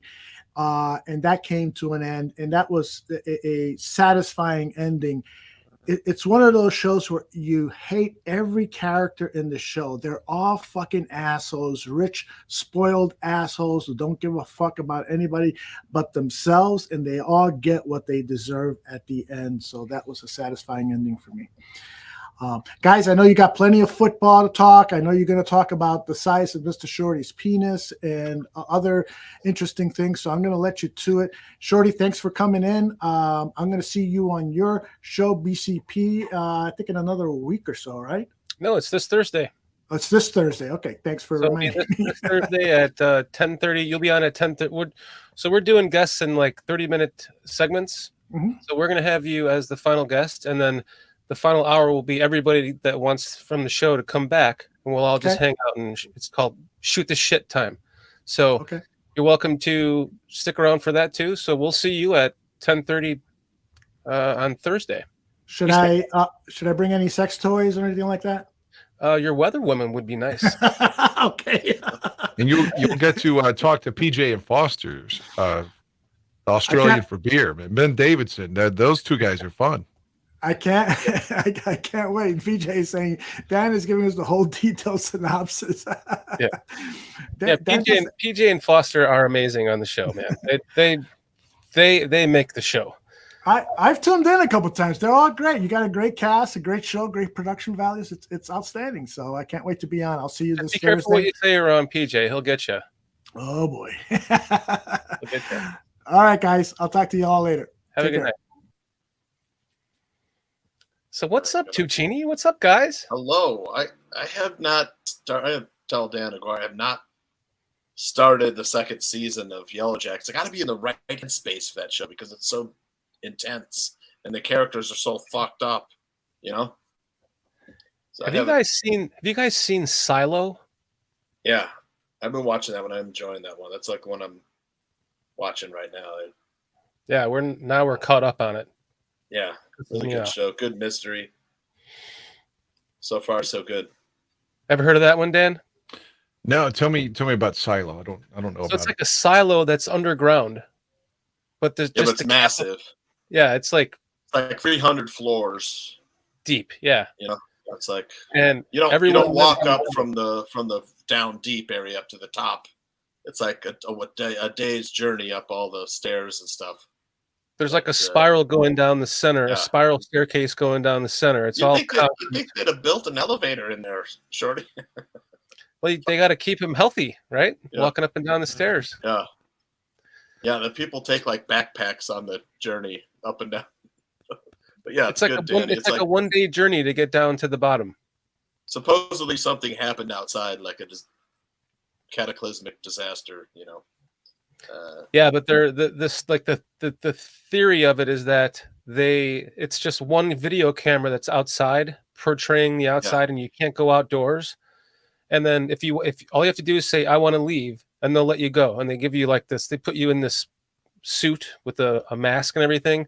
Then you go outside, and then on the screen you fall and die. Everybody's died that's left. But everyone claims that it's like beautiful out there. And it's not a toxic wasteland, but really they're like, that's the mystery. I think the premise is that they're poisoning him in the suit that they give him to walk out in. It's crazy. I would have never thought that I would have liked it, but my wife got me onto it, so it's actually pretty good. I'll bet you Cliff Victoria likes it. It's based on a novel, science fiction novel, but oh, is it really? Yeah, it's been good, man. The mystery is who's been killing, the characters of the murder. There's a murder mystery in there. Then there's a mystery of what happened, and then there's the generator that's keeping everyone alive inside the silo has been on the fritz. And then there's why the hell are they doing this in the first place? Yeah, interesting. The main chick is pretty hot too, Rebecca Ferguson. It's like the lady. That's why I got into 1883. I loved 1883. Have you guys seen that? Yeah, that was great.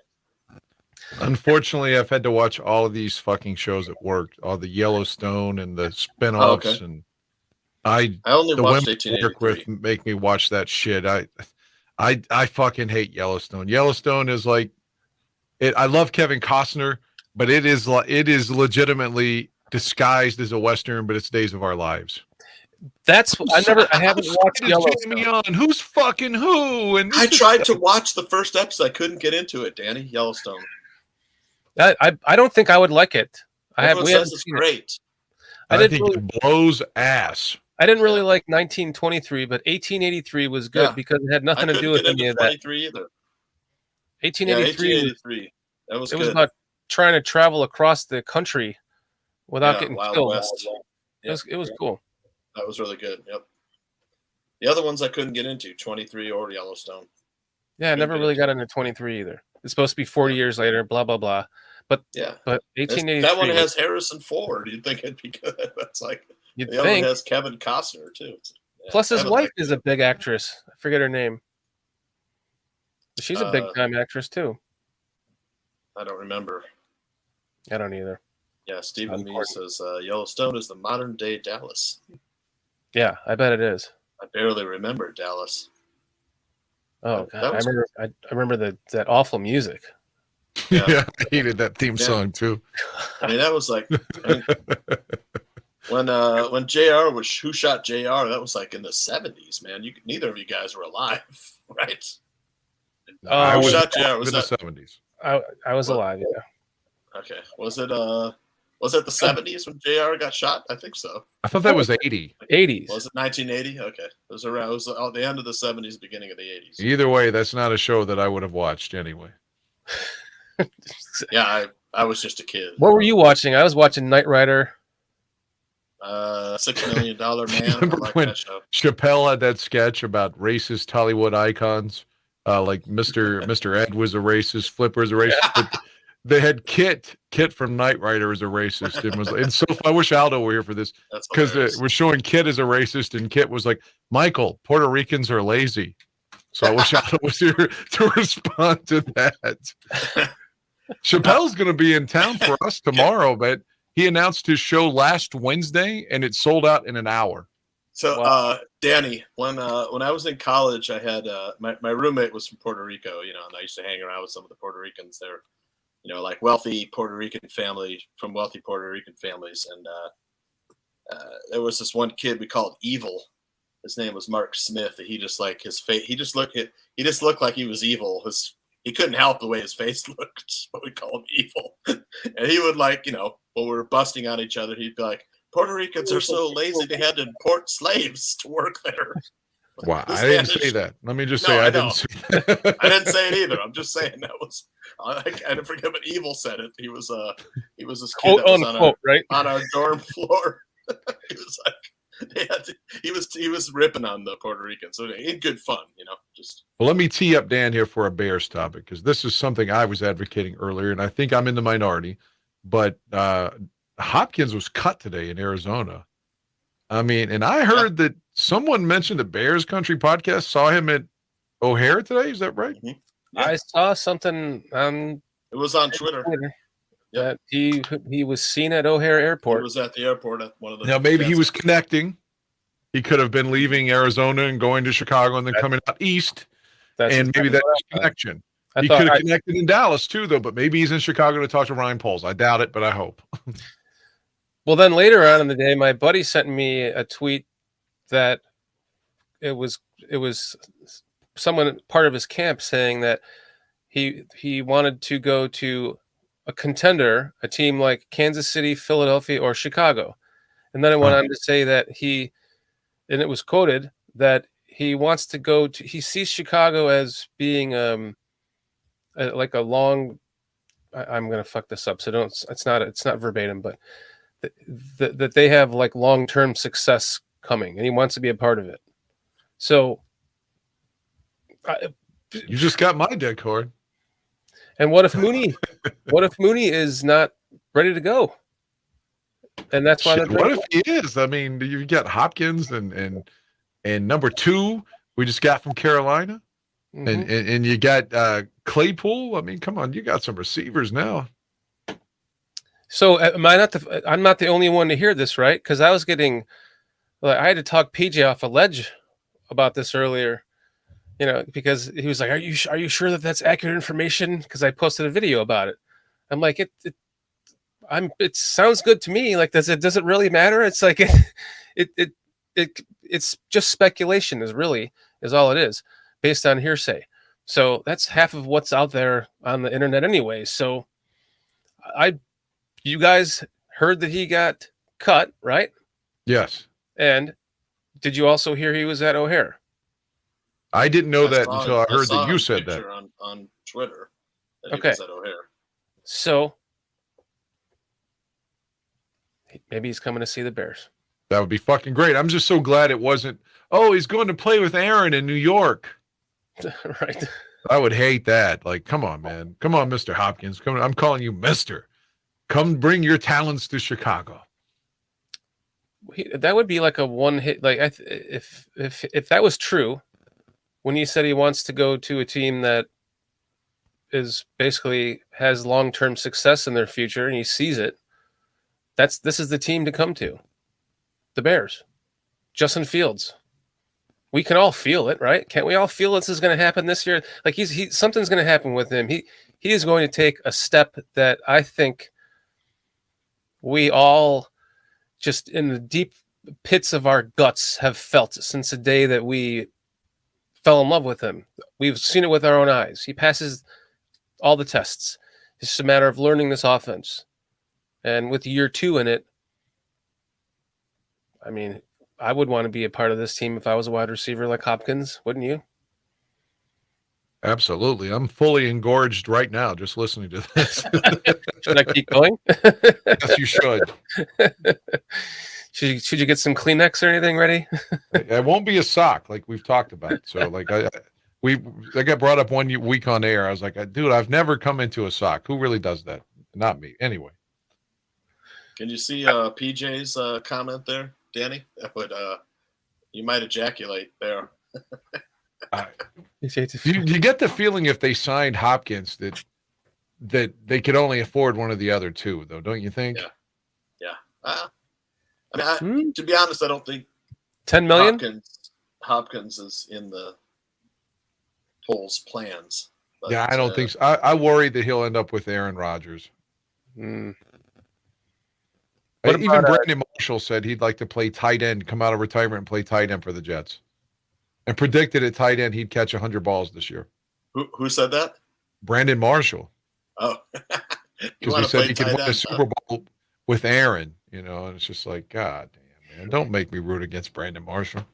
I mean, that would be a good spot for him in New York with Rodgers. I mean, they really don't have that great of a receiving core, right, Shorty? Who? On the Jets? The Jets? They have that They have Garrett Wilson. From Garrett Wilson. And who else they got? Exactly. There you go. Yeah, good point. Yeah, it'd be good. Good. Didn't they bring in Cobb? Yeah, Randall Cobb, the man that I hate with a passion. They have Alan Lazard too. That's right. I forgot. Another Packer. Yeah. They got to bring in all of his buddies. Yeah. The ones that weren't good enough for him to win in Green Bay. That was part of his moodiness there. Right. And now it's like these guys sucked in Green Bay, but let's bring them with me to the Jets. Right. It's going to be fun to watch them fail, isn't it? There's no way that anything's going to happen with that Jets team this year. Nothing. I don't know. I mean, I hope they go 3-14 myself.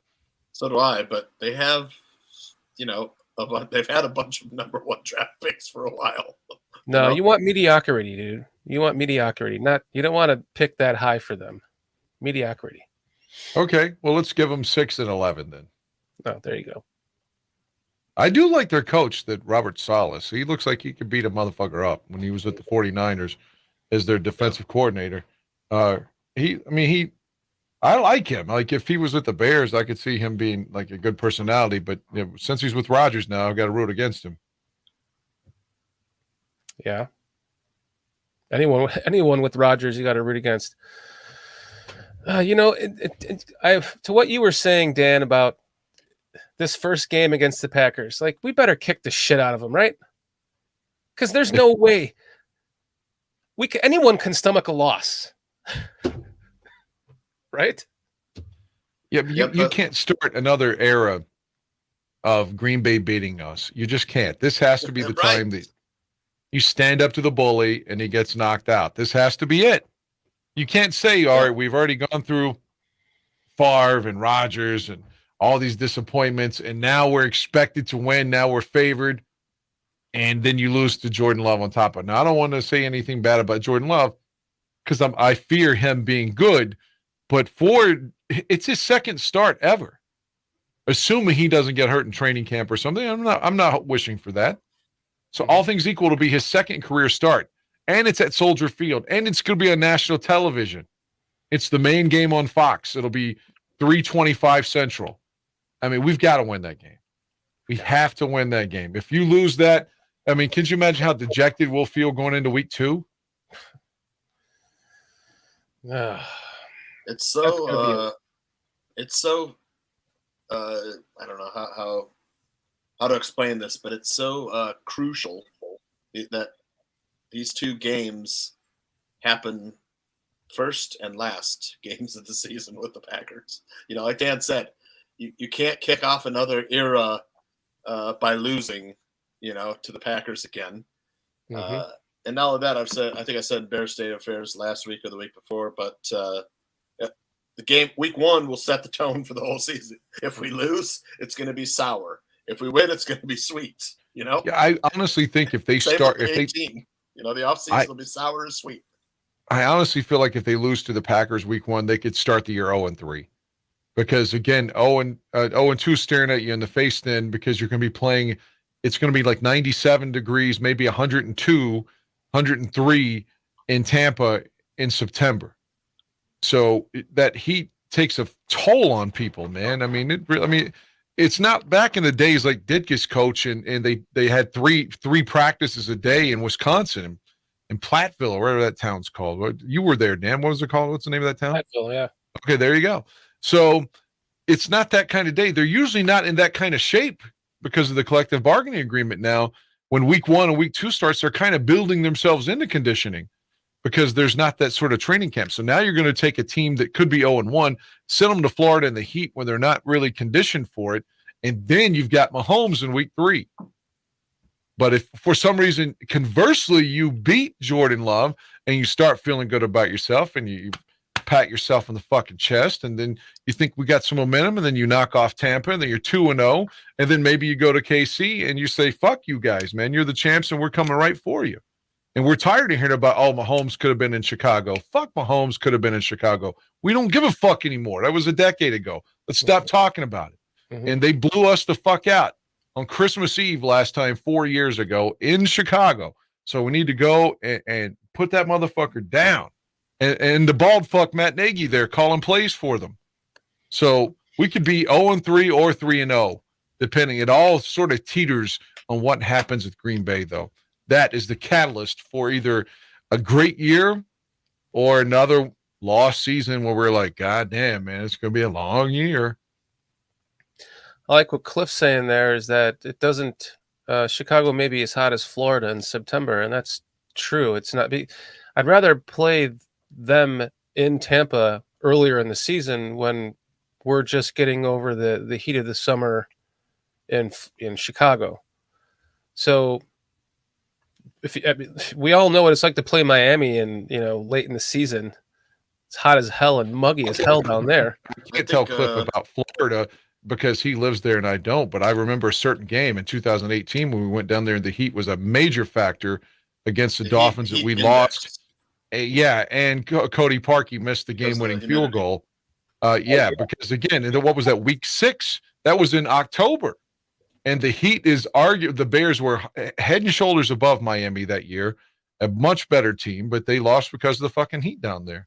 And how many times, even when Ditka was there, how many times we'd go to Tampa, like when Vinny Testaverde was the quarterback in Tampa, and we lost there in 89, but in like 90, 91, the Bears would win, some shit like 13-10 down there because it's just so fucking hot.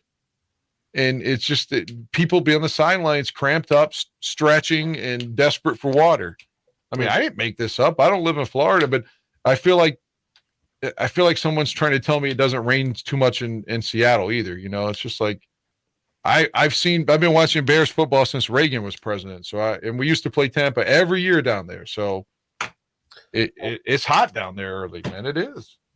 I was in September, right? I'm sorry. I was in Florida in July and August, and it wasn't nearly like late July, early August. It wasn't nearly as hot as I thought it would be.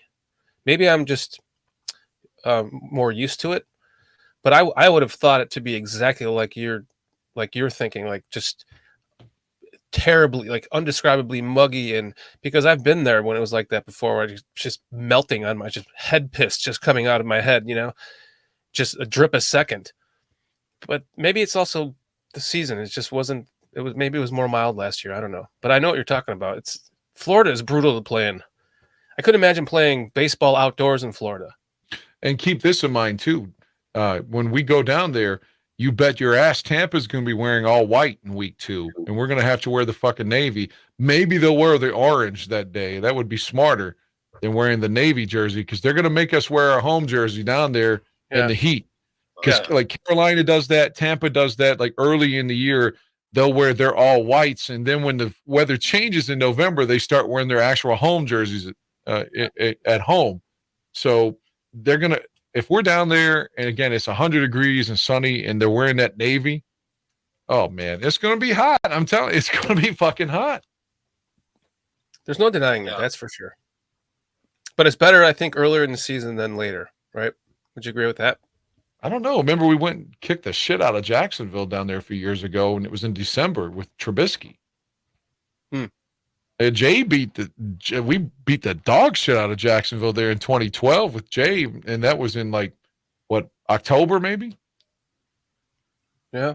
So, but Jacksonville at those times wasn't exactly a good team. Like they're a formidable force going up now. I mean, hell, they almost beat Kansas City in the second round, and came with the incredible comeback. Not to switch sports, but man, Boston. God, they had a comeback for the ages in the NBA, and 3-3, and then they get blown out in Game 7 after coming out with 0-3 hole. So now the finals are former Chicago Bull Jimmy Butler and the Heat against Denver. So I don't know if ABC will be happy about that. So can I ask you a question? You wanted to go to, so you're actually going to the Raiders game, and if I'm correct, the Broncos game, right? Or is that the other game you're waiting for? Tickets right now. I don't have them. Like they bought the tickets for Denver on StubHub, and the guy hasn't gotten them yet. So I'm supposed to get the Broncos game. Ron is hooking me up with the Raiders game, and maybe I can get tickets from Ron for Detroit later. And Ron has intimated that maybe we would all go to Lambeau in Week 18. I don't know. I have no. The idea of going to Green Bay to me might as well just be going to. This is the worst thing imaginable. Yeah, I don't even want to besmirch anybody or anything, but just like it's not my scene. I don't want to go there at all. I've had many opportunities to go to a Packers game or a Bears-Packers game up there, and no, I would never do it. I don't want to, but Ron says he could get us really good seats up there, and it's like if the game means something, he wants us to go. And I was I'll tell you what, though, I do regret it. I wish I would have, because it's just it's an iconic stadium, and why not go up there and be a Bears fan and root against them up there? The best game ever to attend up there would have been Week 1, 2006, with the Bears on opening day beat Green Bay 26-0.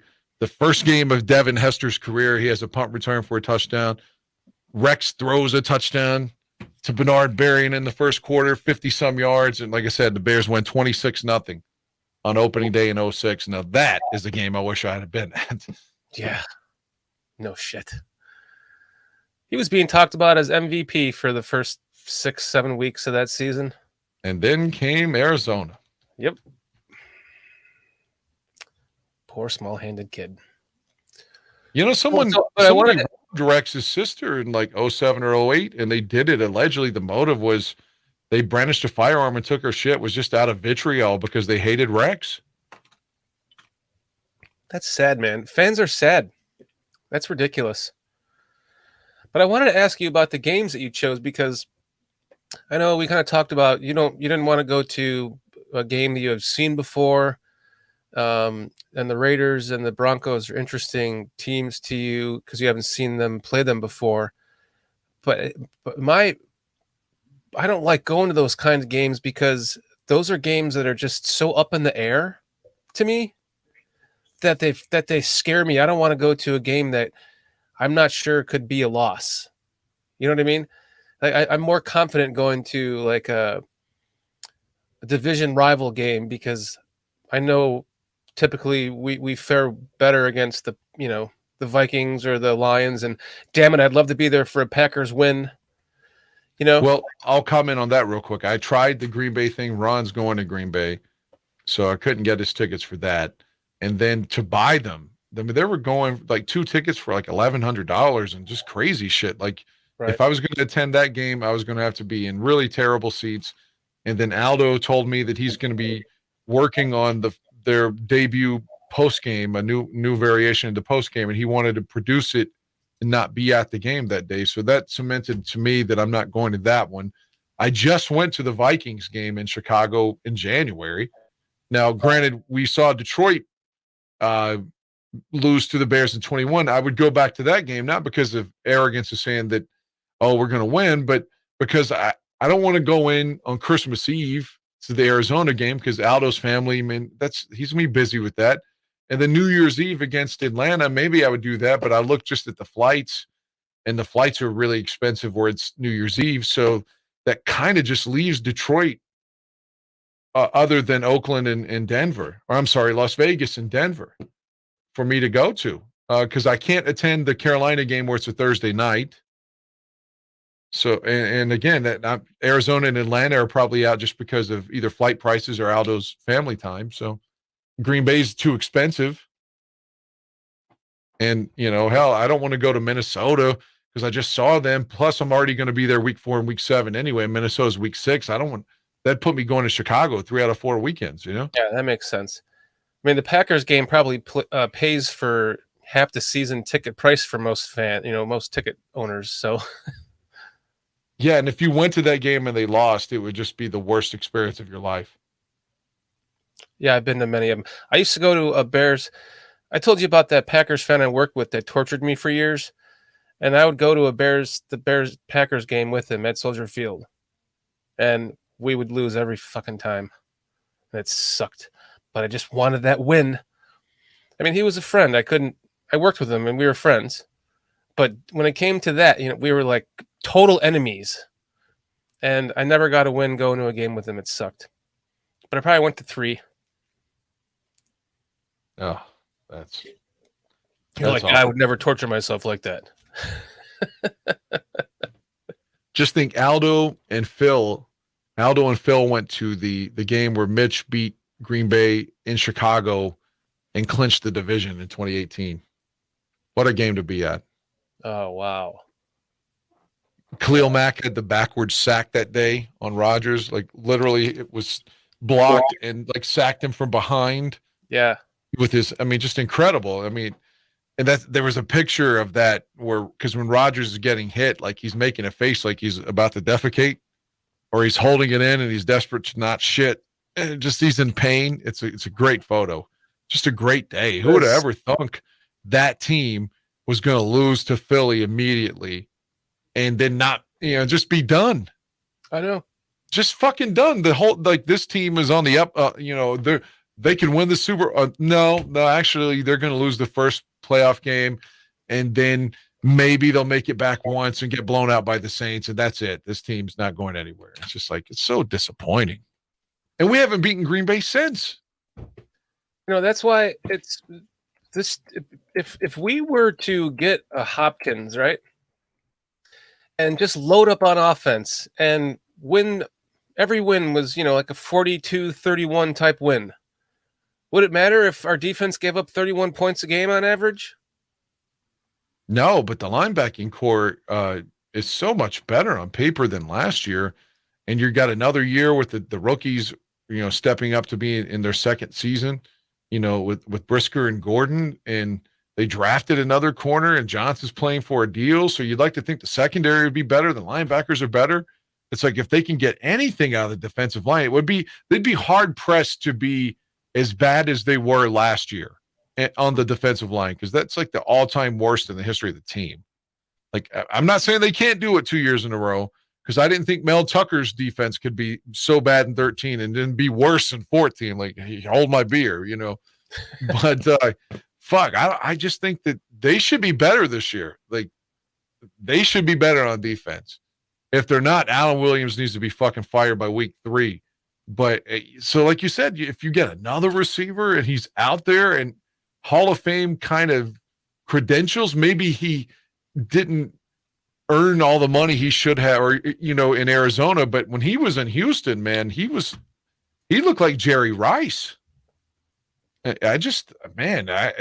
you can get that kind of talent and he's free, you don't have to give anything up. I'm writing that dude a check right now. I'm talking to his agent right now. And I bet you Virginia McCaskey would say, I'll sign the fucking check because I'm 100 years old and I want to win the Super Bowl. Yeah, right? 10 million? 12 million? Yeah. 1 year deal? I'd give him 2. If he wants 2 years, fine. Fuck it. Let's go win the Super Bowl. 2 years, 24 million. I'm in. It's not my money. Fuck it. The Bears are a billion dollar franchise. It's not like signing Hopkins. I mean, I know, and they have the cap space. They have the cap space, and it's not like them giving Hopkins, say, $15 million. Let's say it was $15 million 1 year, just hypothetically. That's like giving me at my job, you know, like a fucking $100 Christmas bonus or something. Like, they can afford $15 million. It's not a big deal. And they're working on the new stadium. That's going to multiply, triple the team's value when they get the new stadium.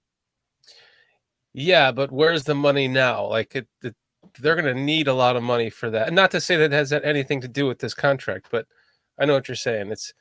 But they can afford the deal. It's not like, you remember, like a few years ago when the Raiders got rid of Khalil Mack when they traded him to the Bears, there were all these stories out there that the team, because Al Davis was, I don't remember if he had died or was dying, but the point is the team didn't have the money to pay him. They just did not have the money because they'd signed Gruden to that $100 million contract, and a car was up, and they just couldn't pay Khalil. They had to trade him. They literally didn't have the money. So I don't think we're in that kind of spot.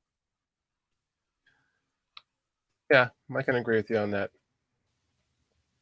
What happened to Tucci? There he is. There he is. We're just looking at the schedule. Yeah. You picking your nose over there? Just listening to you guys talk. I think Hopkins will end up, though. I hate to say it. I think he'll end up with like the Jets or the Patriots or somebody like that, typical that you think could win the Super Bowl. Maybe Buffalo. Okay, it sounds like he's going to the AFC East. That's what I'm saying. He's headed for the AFC East. Kansas City. Now that would be if he went to Kansas City. I mean, fuck, man, that would be dangerous. Like Mahomes throwing to him. Oh, that would be awful. That would be awful. That might be another championship for them. Oh, for sure. Swifty's here in chat. What's up, Swifty? He says that D-Hop not coming here. I want to know if you have seen anything about him being seen at O'Hare this morning. I'll wait for you to respond to that in chat. But again, he could have been connecting, though, because if you're coming east from Arizona, you're probably either going to go through Dallas or Chicago on your connection. Mm-hmm.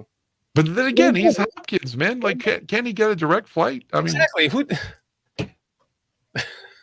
He could probably be going to, like, Mina, North Dakota, and get a direct flight, because who the fuck he is. I have an answer for that, though. My friend has a card that it's like a United card that he pays like $100 a year for or something. No, his friend has one, and he likes to take all the stopovers because he gets free food and drinks at the like Premier Club for the United Premier Club. So he doesn't mind the stopovers. So maybe somebody like D-Hop, like you're saying, maybe it was a stopover, but he would be in the club, or maybe he was on his way to the club. I don't know. Maybe I'm just full of shit. Maybe I didn't see anything about this. The question is, if he was at O'Hare, would the Bears have sent someone that maybe you don't recognize? I mean, not Ryan Pauls, but just like a dude, man, like even a fucking Uber guy, just to pick him up and make it incognito. Yeah. To where it's not obvious. Right. Like send one of the lower level fucking staff guys, like the kid on the horrible movie Draft Day, like that guy, send that guy to go pick him up. You know, someone nobody knows. So it's not obvious that he's talking to the Bears. Although I wouldn't have given a fuck. I'd have been like, fuck it, man. We're sending Matt Eberflus down to O'Hare and Ryan Pauls, and we're going to tell him he can't leave anywhere without a contract. We're signing you right now at the airport. So you would think that they would do that, right? I mean, that would be the correct thing to do, would be to send an entourage to pick him up, make it, you know. What do you all think that, is it because his age? Why are so many people opposed to him coming to the Bears? Because to me, I'm like, dude, I got to get his jersey if he's coming to the Bears. I mean, I don't know what number he'd be because we already got a number 10 in Chase Claypool, but either way, I'd be fuck. Like I'm buying his jersey before the weekend, Jack. If we get Hopkins, like what's the opposition here? Some people are content with this receiving core. They think it's great how it is, but adding a Hopkins to it, I mean, there's room for him. Yeah, I mean, I'd be like, I'm sorry, St. Brown. I know we brought you back on a 1-year deal, but we did sign Hopkins, DeAndre Hopkins, man. Yeah. He's again expensive, and he's an older player. That's the reason. Yeah, he's like 30 years old. Can't he can still go though? I mean, I know he played better in Houston. I know. I'd sign up Terrell Owens. Yeah, exactly. It's like I feel like okay, so I'm going to use Jerry Rice as the comparison again, which is not fair to anybody to compare them to Rice because he's universally thought of as the best receiver in the history of the league. But and the stats prove that. But let's say he's not Jerry Rice in San Francisco Jerry Rice, but he's Oakland Raiders Jerry Rice, which is still fucking like borderline Pro Bowl. So to me, okay, maybe he's 30 and but fuck, Rice was still good at 40. So what am I saying? Yeah, okay, maybe we're getting the Raiders version of Jerry Rice for DeAndre Hopkins at this point in his career, but I still think that makes him better than everybody that was on the team last year at wide receiver. Yes, it does. Exactly. So I don't know why everyone is so opposed to this, but maybe I'm just meatball fan who wants to sign a big name just because he's a big name. I'll acquiesce to that and say, yes, you're probably right. But I've seen this guy make amazing. I remember Buffalo at Arizona a couple years ago in a Sunday night game when it looked like Arizona was fucking dead and Murray threw a Hail Mary to Hopkins at the end of the game and they won. Like, dude, I want that here. Yeah. We haven't seen a Hail Mary since Shane Matthews to James Allen to tie the Browns in 2001, and then Mike Brown beat them in overtime. Right. I hope that there is some truth to those Twitter rumors that I was seeing. I really hope there is. It would be amazing to see him on this team. That's true about Mooney and Claypool both being free agents, and I think one of them's gone too. And again, I think because I said this before, I think it's Claypool's team. It's his job to lose because we gave up a second-round pick for him, and it was a big trade for our current GM. So he's not going to admit defeat unless it's obvious. He didn't draft Darnell Mooney. Mooney's coming off a significant injury as well. Yep. So to me, if Claypool plays at least average, they're going to keep him. Unless he's so great that he commands this huge deal. I think Claypool, it's his job to lose, in my opinion, in comparison to Mooney. He's also a different size than Mooney's a smaller receiver, like Tyler Scott, the guy they just drafted, is basically the same player, but faster. And then Claypool's a larger, bigger target. Yep. Yeah, and Mooney kind of reminds you of Tariq Cohen a little bit. He relies on speed. Yeah, as much as I like Tariq, but eventually his little body, not little like he lacks muscle, but he's a smaller guy like Mooney, and eventually he just got too beat up. hopefully Tariq can come back this year. I know he's still working hard, and I'm glad he got that deal before he got hurt, so that he and his family are taken care of. But point being but his body Is he broke trying down. to come back with the Bears, Tariq? I didn't hear it was with the Bears. I heard he was still trying to come back from another knee injury. Yeah, just give him a shot. He doesn't want to. Achilles. He blew his Achilles trying to come back. Oh yeah, right. Didn't he get hurt again? Yeah, last year, and he was just working out, and it was being live streamed too, and got hurt. It's just that was sickening to see. Yeah, it was sickening to see it. I know, bro. Heartbreaking. Brutal. But on the line of like seeing Mike Brown get hurt 4 straight years, Well, with Mooney being such a, like you're saying, a smaller receiver, and it was an ankle injury, right? If I remember correctly. So, you always worry about that with someone like Mooney who relies on his speed and his cutting abilities and everything else with his smaller frame. That's why it's curious if he really was spotted at O'Hare, or even if he was, not even that, but there was some truth to the quotes that him wanting to play for the Bears because he sees them as a long-term contender, or like a long-term team, someone building to the future that he wants to be a part of. Even if that part's true, maybe they know that Mooney is not ready yet, and they know he might not ever be ready again because of the significance of his injury. We don't know how bad it is, we don't talk to the doctors. Right. But like going off Swift Sports Network's comment there, I don't know if he means you or me, but D-Hop signing with the playoff team. If he's interested in the Bears, like we went through this dreadful season, and now maybe we're a team that a guy wants to come to. Like that makes me happy. Like it seems like whenever we are in that position, the Bears like are so like wary of pulling a trigger. Like when Jay got hurt in 11 and Donovan McNabb was begging to be signed, and they fucking just played Caleb Haney and then let the season go straight down the toilet. And eventually Josh McCown got a win at the end of the season when they signed him late. But Donovan was, hey, I went to Mount Carmel. I'm from Chicago. I'm available. Please sign me. I grew up a Bears fan. Please let me come there. And it's just like, if they had assigned Donovan, there's no doubt in the fucking world that Bears team makes the playoffs, because all they needed to win was one more game and they would have qualified, and Jay was going to be healthy for the wild card anyway. So, God, it's just like, why didn't they sign Donovan? I still haven't gotten over that. I know Donovan's at the end of his career there, but whatever Donovan had left in the tank, it was something Caleb Haney never had in the tank, ever. Shit. So so it's maybe I always want to sign big name players, but other teams always do that, whether it's Kansas City, Green Bay, New England. And if we can be a destination where veterans want to come to, like, dude, I've got like penis envy here. Then come on, man, let's take a stab at winning one of these things. I agree, and chat's blown up about this. She just saying D-Hop said in a pod that the QBs he wants to play for are Allen, Mahomes, Hurts, Herbert, and Lamar.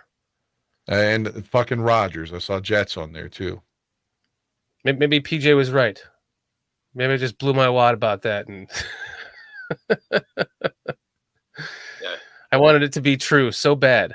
I don't know. I don't want to take anything away from Lamar because he got this massive contract, and he was an MVP one year, but he's not exactly a fucking passing quarterback himself. And I don't want to just call him a running quarterback because that's insulting to him.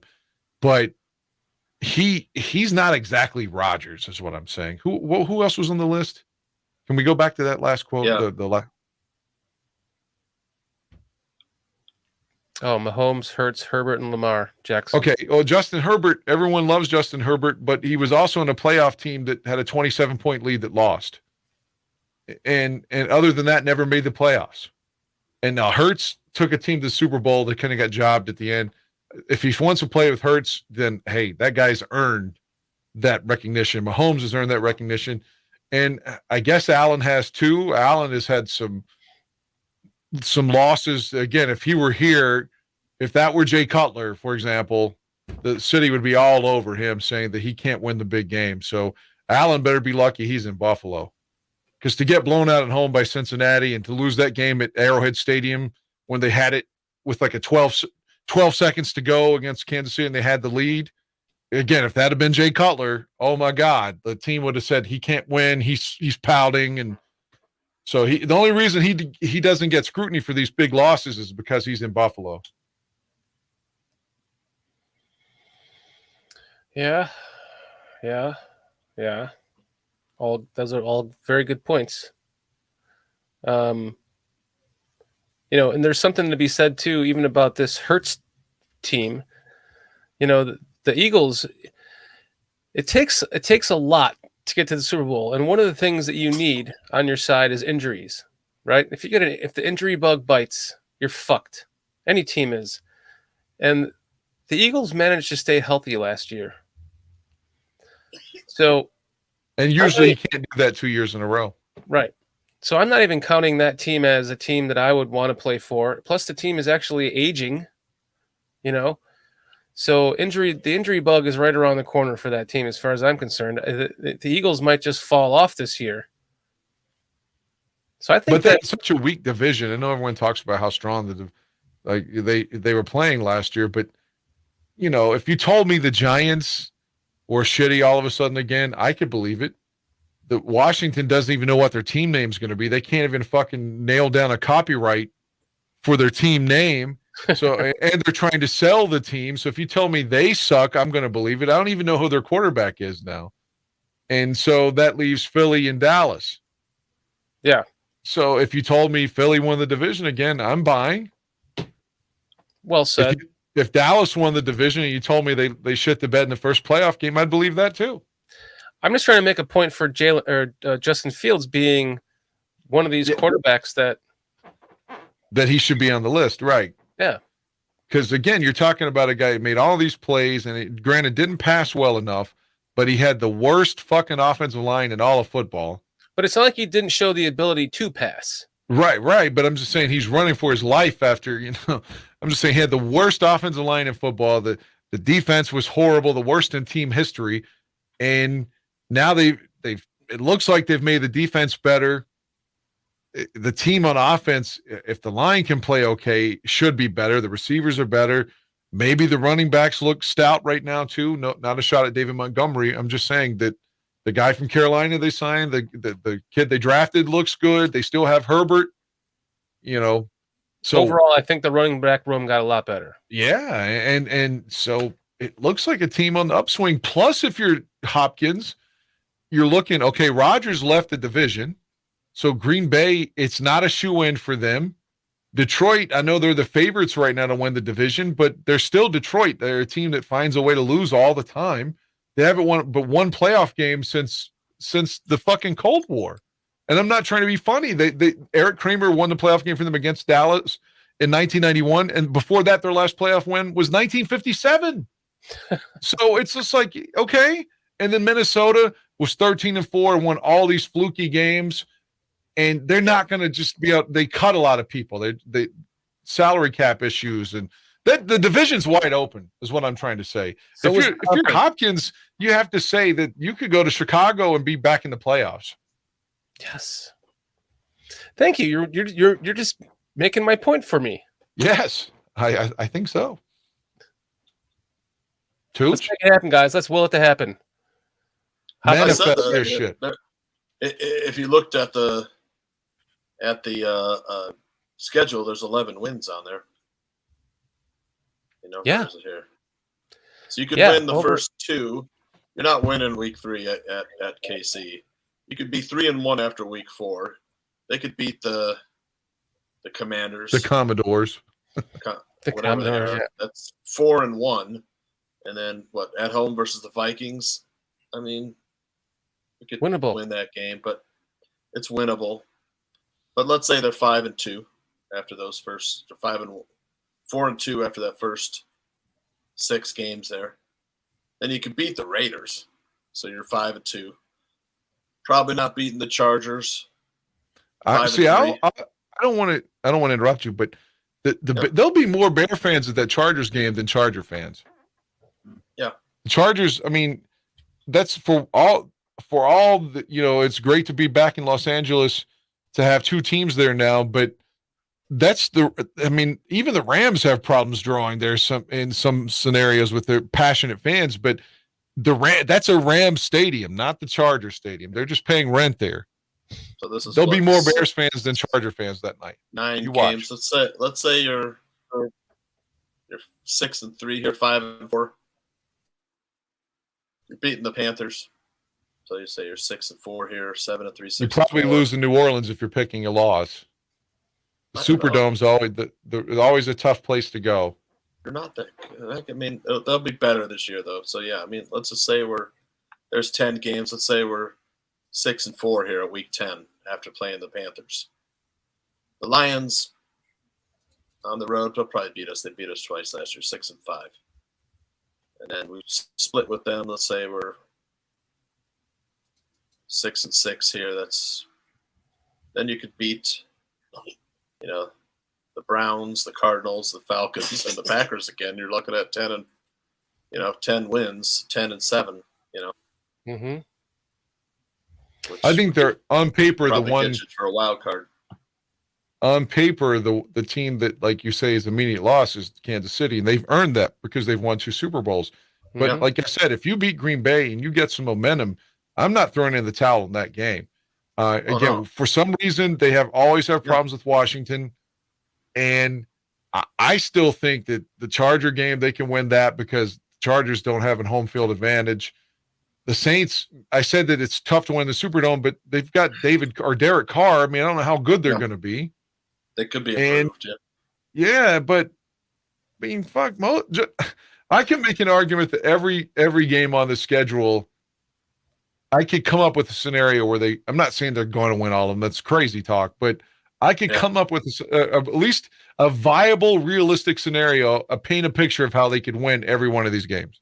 Yeah. They're not going to, but I'm just saying they're going to be in it, is what I'm trying to say. Mm-hmm. Yeah. Even if Fields would get hurt, like God forbid, for fuck's sake, don't bring this into reality. But Walker's going to come in and run the same type of offense. And like the kid showed out in Carolina last year, man. Like signing PJ Walker that was a great acquisition, in my opinion. Knock on some wood, Dan. And that was just my penis. Oh, because it's still hard from the Hopkins talk. The wood. So over at BCP, we had like 5 of us doing a collective.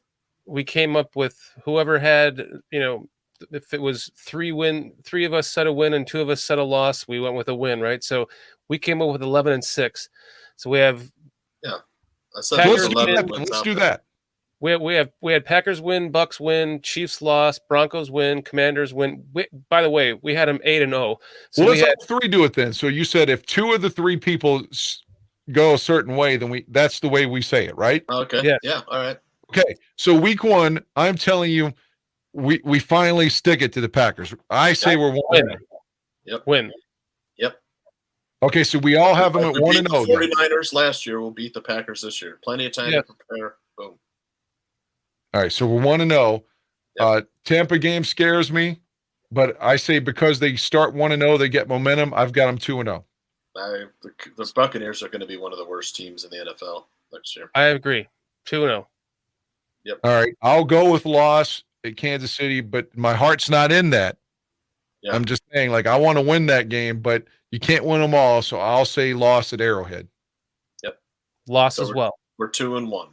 Yes. All right, At Russell Wilson. Yep. Russell Wilson coming to town. And Sean Payton. Yeah, exactly. Early in the season. It's going to be a tougher game than we think, but I think the Bears could win it. I got to win. I'll go with the win on this too. So 3-1. Thursday night at Washington, I'm going to go with the loss. We always find a way to lose to Washington. I'm going to go with the win. I'm going to take a win there too because they're starting Sam Howell at quarterback, right? I don't even know who that is. He's like a rookie 2nd-round draft pick. Okay, so you all beat me out on that. So that makes us 4-1. Yep. Right. All right. Minnesota, Kirk Cousins, year 19 in the division, and It's High just, noon game, yeah, he's won one playoff game, right? I mean, but it's a high noon game. Yeah, I'm taking the Bears. Me too. 5-1. Yep. Okay, That's the same thing we had at BCP. Okay, so what about the Raiders then? It's a win. They suck. They'll suck this year. I saw an article. Jimmy G may not even play. They said that part of his contract is if the injury that he had wasn't healed, if it was debilitating, they could get out of the contract. So we don't even know who their quarterback is going to be. So I'm saying Bears. Me too. So now we have 6-1, right? Yeah. I'm saying a victory against the Chargers because the Chargers have no fucking home. They have no home field advantage. I'm going to take the Chargers in that one. But just Justin Herbert, like, he just throw up enough points just to beat us. I'm. That's way too many wins. Yeah. And now that's a four game win streak. 5-2.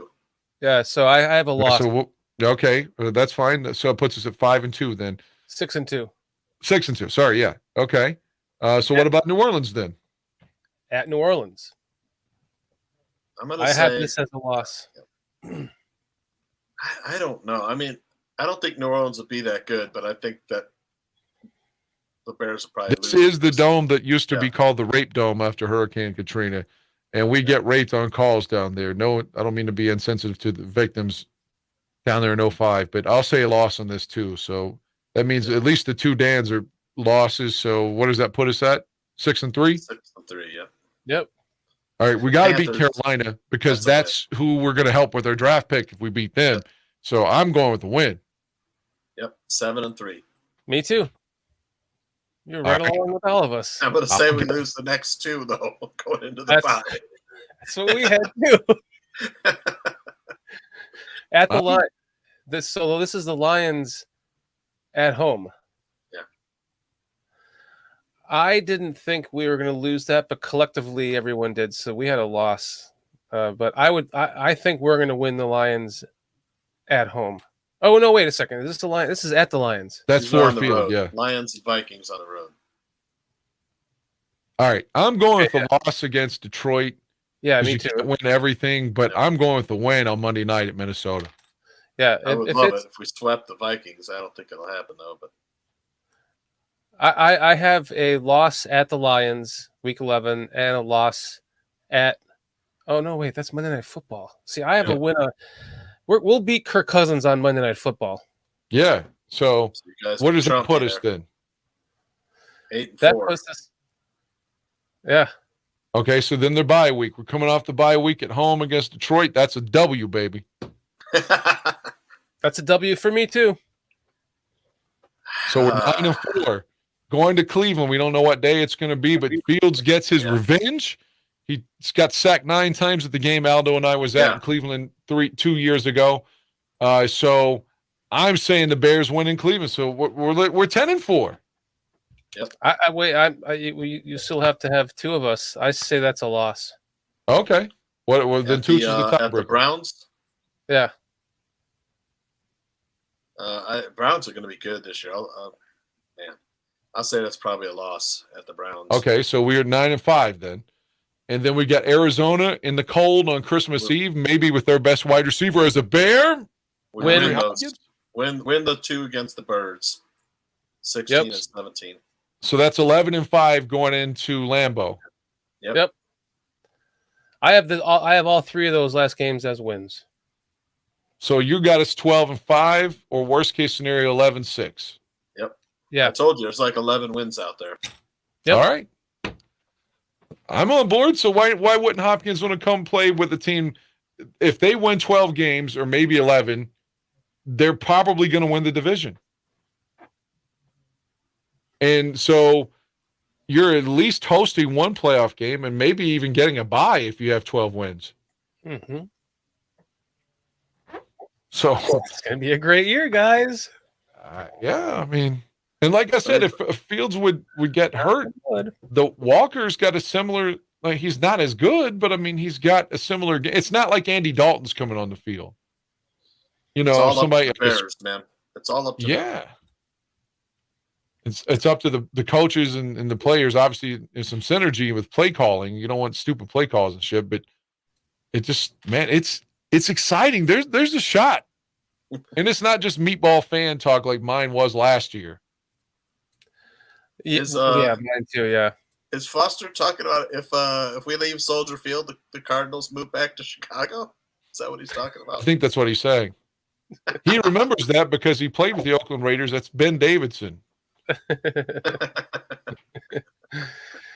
Well, I mean, Chicago is actually the Cardinals are actually older than the Bears. So if they actually came back, that would be the one team that Foster and I have talked about this. I would support the Cardinals coming back to play in Soldier Field. It would never happen, but if there was ever to be a team that they were going to put an AFC team in Chicago, for me, it would the only team it could be would be the Cardinals. My dad used to talk about the Chicago Cardinals. He used to talk about a dude named Charlie Trippy, who's like a running back or wing back for the Cardinals. He's like, that guy had like crazy legs, you know. Yeah. Yeah. And they talk about the Rams running back Elroy Crazy Legs Hirsch. That's what right. He used to talk about my dad. Yeah. Crazy, man. Bronco Nagurski he would talk about too. It's crazy to think that the Cardinals are from Chicago. Yeah. They're actually crazy older. to think. I meant to say this when Aldo was here earlier. Two teams, yeah. When we were talking about the defensive line, I was thinking, man, it seemed like every year Mongo had 10 sacks as the nose tackle, and he can't make the Hall of Fame. And I'm not saying that because he's sick now. Yeah. But, I mean, we had a guy that could get 8 to 10 sacks every fucking year of his life, and he's just playing nose tackle. Yep. Night Train and Lane. That dude should be in the Hall of Fame. Yeah, my dad used to talk about him, too. Yeah. Yeah, Dick Night Train Lane on the Cards, yeah. I agree with you 100% on that, Dan. I mean, he should be in the Hall of Fame based on his stats, not his current condition. Yeah, and if you look on statistics, like for his position, people like Derek Brooks making the Hall of Fame, like Wilbur Marshall's statistics are like supersede them in every sense of the word. So that's 2 more Bears from the 85 team that should be in the Hall of Fame. It's like they don't want to. It's like they would have to admit they're going to put 90% of that defense on the Hall of Fame. They don't want to do that. You know? Well, true. We can't just put that entire team in the Hall of Fame. Yeah, because you could also make a case for Otis Wilson too, but he could. But definitely Mongo, man. And Jay Hilgenberg, he's not in the Hall of Fame, is he? No, but finally Jimbo Covert got in. Mm-hmm. And obviously Walter's in, Singletary's in, Hampton's in. Matsui he could have a case for the Hall of Fame as a fullback. Fensick played so many good years at safety. And Wilbur and Otis both, but definitely Mongo. Definitely Mongo. I mean, I'm not trying to say Calvin Thomas should be in the Hall of Fame or Thomas Sanders. I'm not, or Calvin Thomas. Mike Thomas. Do we know who's up for a Hall of Fame enshrinement this year? You mean like the next class, or who already got inducted? Yeah, hopefully Devin Hester again. Yeah, that's where I was going. Devin Hester deserves to be in. You know, absolutely. Devin should be in. Change the game. You know. So wait, people are disagreeing with me on Suey. Think about fullbacks, just the fullback position. How many fullbacks are in the Hall of Fame? You know, if there should Daryl be Johnson or Tom Rathman in there. John Riggins. Yeah, Riggins is a fucking horse, man. But another guy that was great, they moved him at halfback. A guy that played fullback and scored 3 touchdowns in Super Bowl 19 as a fullback was Roger Craig. Roger Craig was great. And then, of course, they moved him to halfback after that. But they had Wendell Tyler as the starting halfback at that time. Craig was a fucking beast, man. But yeah, John Riggins, man, you look at there's a playoff game in 82. They'd ultimately go to the Super Bowl and win it against Miami. But there's a game against Minnesota in that playoff run where Riggins had 37 carries for like 200 yards. Yeah, I remember just the game. Fucking unbelievable, man. I'd love to have a back like that. Mm-hmm. Yeah, it's a beast. Stephen Me says Cutler should be in the Hall of Fame. And if you're I looking love at Jay, but he didn't deserve to be in the Hall of Fame. And I love Jim McMahon. He didn't deserve to be in the Hall of Fame. let's just talk about statistics. They're better than Troy Aikman's. Yeah, but Troy won 3 Super Bowls and Jay went 51-51 with the Bears. So I know, but if you're going, if Hall of Fame is about statistics, right? There's a lot of players that shouldn't be in there compared to players that should be. I know eras are different, but I mean, shit. Joe Namath is statistically one of the shittiest quarterbacks of all time, and he's in the fucking Hall of Fame. Oh, I'll die on a hill arguing for Joe Namath though, because of one game or maybe one season. Not only was that one game though, that game essentially created the Super Bowl. Like the leagues were recording over the fucking tapes with soap operas. Like they didn't give a shit. There's no league broadcast of Super Bowl 1 and 2 available because they didn't care. What made the Super Bowl was Joe Namath being an 18-point underdog and telling everyone to suck his dick, and he was still going to beat the 18-point favored team. Guaranteed victory. He was chilling on the beach when he said it, and fuck, he's like, I don't give a damn if they're 18-point favorites. We're going to win the game. I guarantee it. That made the Super Bowl, and for them to come out and win the Super Bowl. Yeah. And let's not forget at the time, like he was the highest paid quarterback and told the NFL to go fuck themselves and sign with the AFL team. He made that league.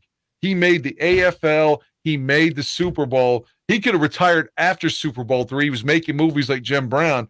He could have retired after that. He deserves in the Hall of Fame right there. Just because he's so important to where we are now, the point of the league. I know, a millennial's not going to understand that or care because they don't like history. Oh, it's before I was born, all that shit. But Joe Namath fucking made the Super Bowl, period. Okay. That's a good argument for that. I mean, he's clearly in the Hall of Fame. So yeah, and think about it. Argument I could possibly buy for that being the reason why, because statistically he's garbage. I don't even say that. He threw for 4,000 yards back then, and no one threw for 4,000 yards. But he's only thrown more touchdowns and interceptions in like one season of his career. The AFL, they didn't give a shit. I mean, it was like the gunslinger, man. Just go, just throw. Yeah. Back then, the average completion percentage, today's game is 70. 50. Where you're it was like 50.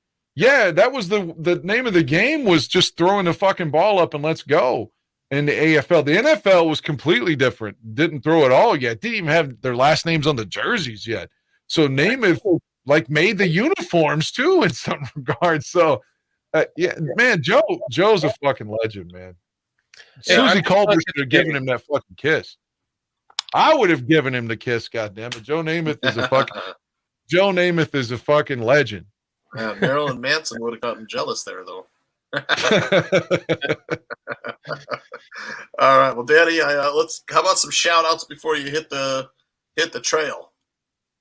Any last I want to shout out Aaron. I want to shout out Aaron, who was at a funeral earlier.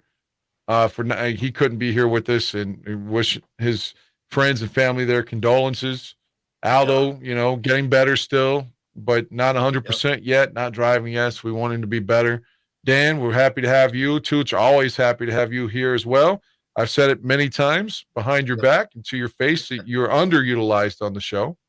So anytime you get more time, girls to go to bed. Unless my wife's home, then I can come on. Well, I know, but I'm saying, anytime you get more my time is good times. What I'm saying, as far as I'm concerned.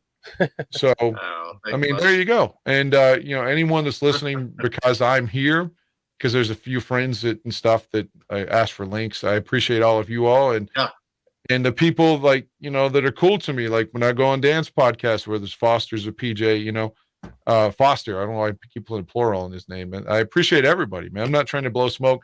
Even if Cliff, we were talking earlier about politics. I love Cliff, and so Cliff was so fun to talk to when we were doing Bears Country last year. Absolutely, I'm trying to get him on again. Yeah, he's got a lot going on in his life, though. And our friends, man, are making a trip from England. Yes. Yeah. I hope he's listening. He's probably not listening right now, but I want to shout him out too. Yeah. Yeah, Mr. Watts, and then Heidi. Heidi listens to us from Mexico. International Bear fan. So there's my fellow Toshan shout outs.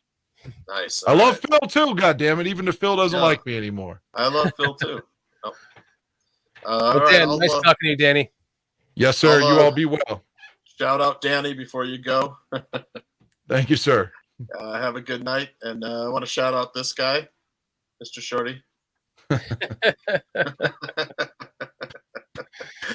And even though you've never had me on your show, well, Aldo. I'll still shout you out. Aldo's next, and then you're after Aldo. How about that? You My want to come wife on? won't let me come on your show, anyways. So, I'm just kidding. Please, we'd love to have you, Tooch. You want to come on next week? Well, it's Thursday night, right? Yeah, 9 p.m. Eastern time. We have 3 slots. We have 9, 9:30. Or no, I'm sorry, 9:30, 10, and 10:30. It'll be a week from Thursday. A week from tomorrow, yes. A week from. What is tomorrow's Wednesday though? All right. Sorry, a week from this Thursday, yes. A week from Thursday. Okay. Yeah. Yeah, I'll probably drop by. You're gonna have some other guests too.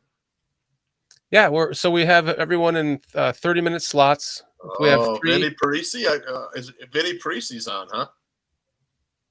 Well, yeah, we've been trying to get him on the show too. So. Coming then, if he's coming on. Yeah, and then the last hour is all of us. It's called Shit to Shit. I got a lot of Vinny Parisi stories to tell.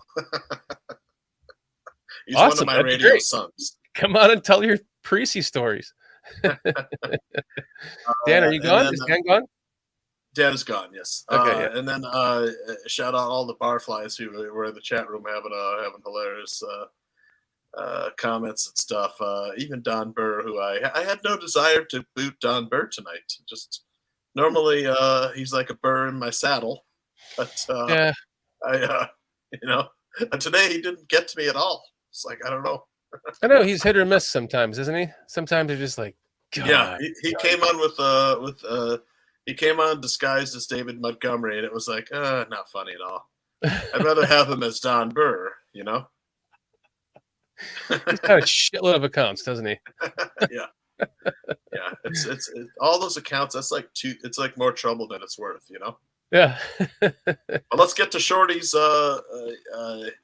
shout outs. Yeah, I just thanks for having me on. It's great to see that Aldo's doing well, and it's great to see you again, Tooch, and talk to you and Dan and Aldo. And I apologize. We would all love to have you on the show next Thursday. I was just yanking your leg there. No, seriously, we would though, honestly. And I'll reach out to you, and we'll set up a time frame for you to come on. And then if you want, you can hang out the last hour and shoot the shit with us. Yep. And Kitty is back to producing it, so she's going to. Good. She throws in some trivia questions. It's a little fun. Yeah, when you and I are doing this, we're always like throwing comments up, and then you're like, so there's been plenty of times where Aldo or Dan, usually Aldo, has been like, "What do you think, Tooch?" And I'm doing the chat room like, "What was the question?" Yeah, exactly. So yeah, it's so much nicer when there's someone behind the scenes. Yeah, and she's right, and I know exactly what you're talking about. Yeah. So it's great to have her back. So. Great to see everybody here in chat. Heart Foundation, everybody, Dylan, Prescott, Swifty, goes on and on and on. Mr. Mayhem, STC, PJ, Foster. We can't wait to hang out with you guys in a couple of nights. And seriously, it's been a pleasure coming back on here and hang out with you guys. And I guess I gotta roll the close. There's no closing, and it never leaves me the closing thing, the closing credits and stuff. The barroom thing? Yeah, I just have the barroom closing thing. But there is a Dan and Aldo show close. Oh, is there? It's not just a typical barroom closer? Maybe. I don't know. Well, just run the barroom closer. You'll be good. All right, buddy. All right. I'll see you guys. See you hopefully in a week. Good night, everybody.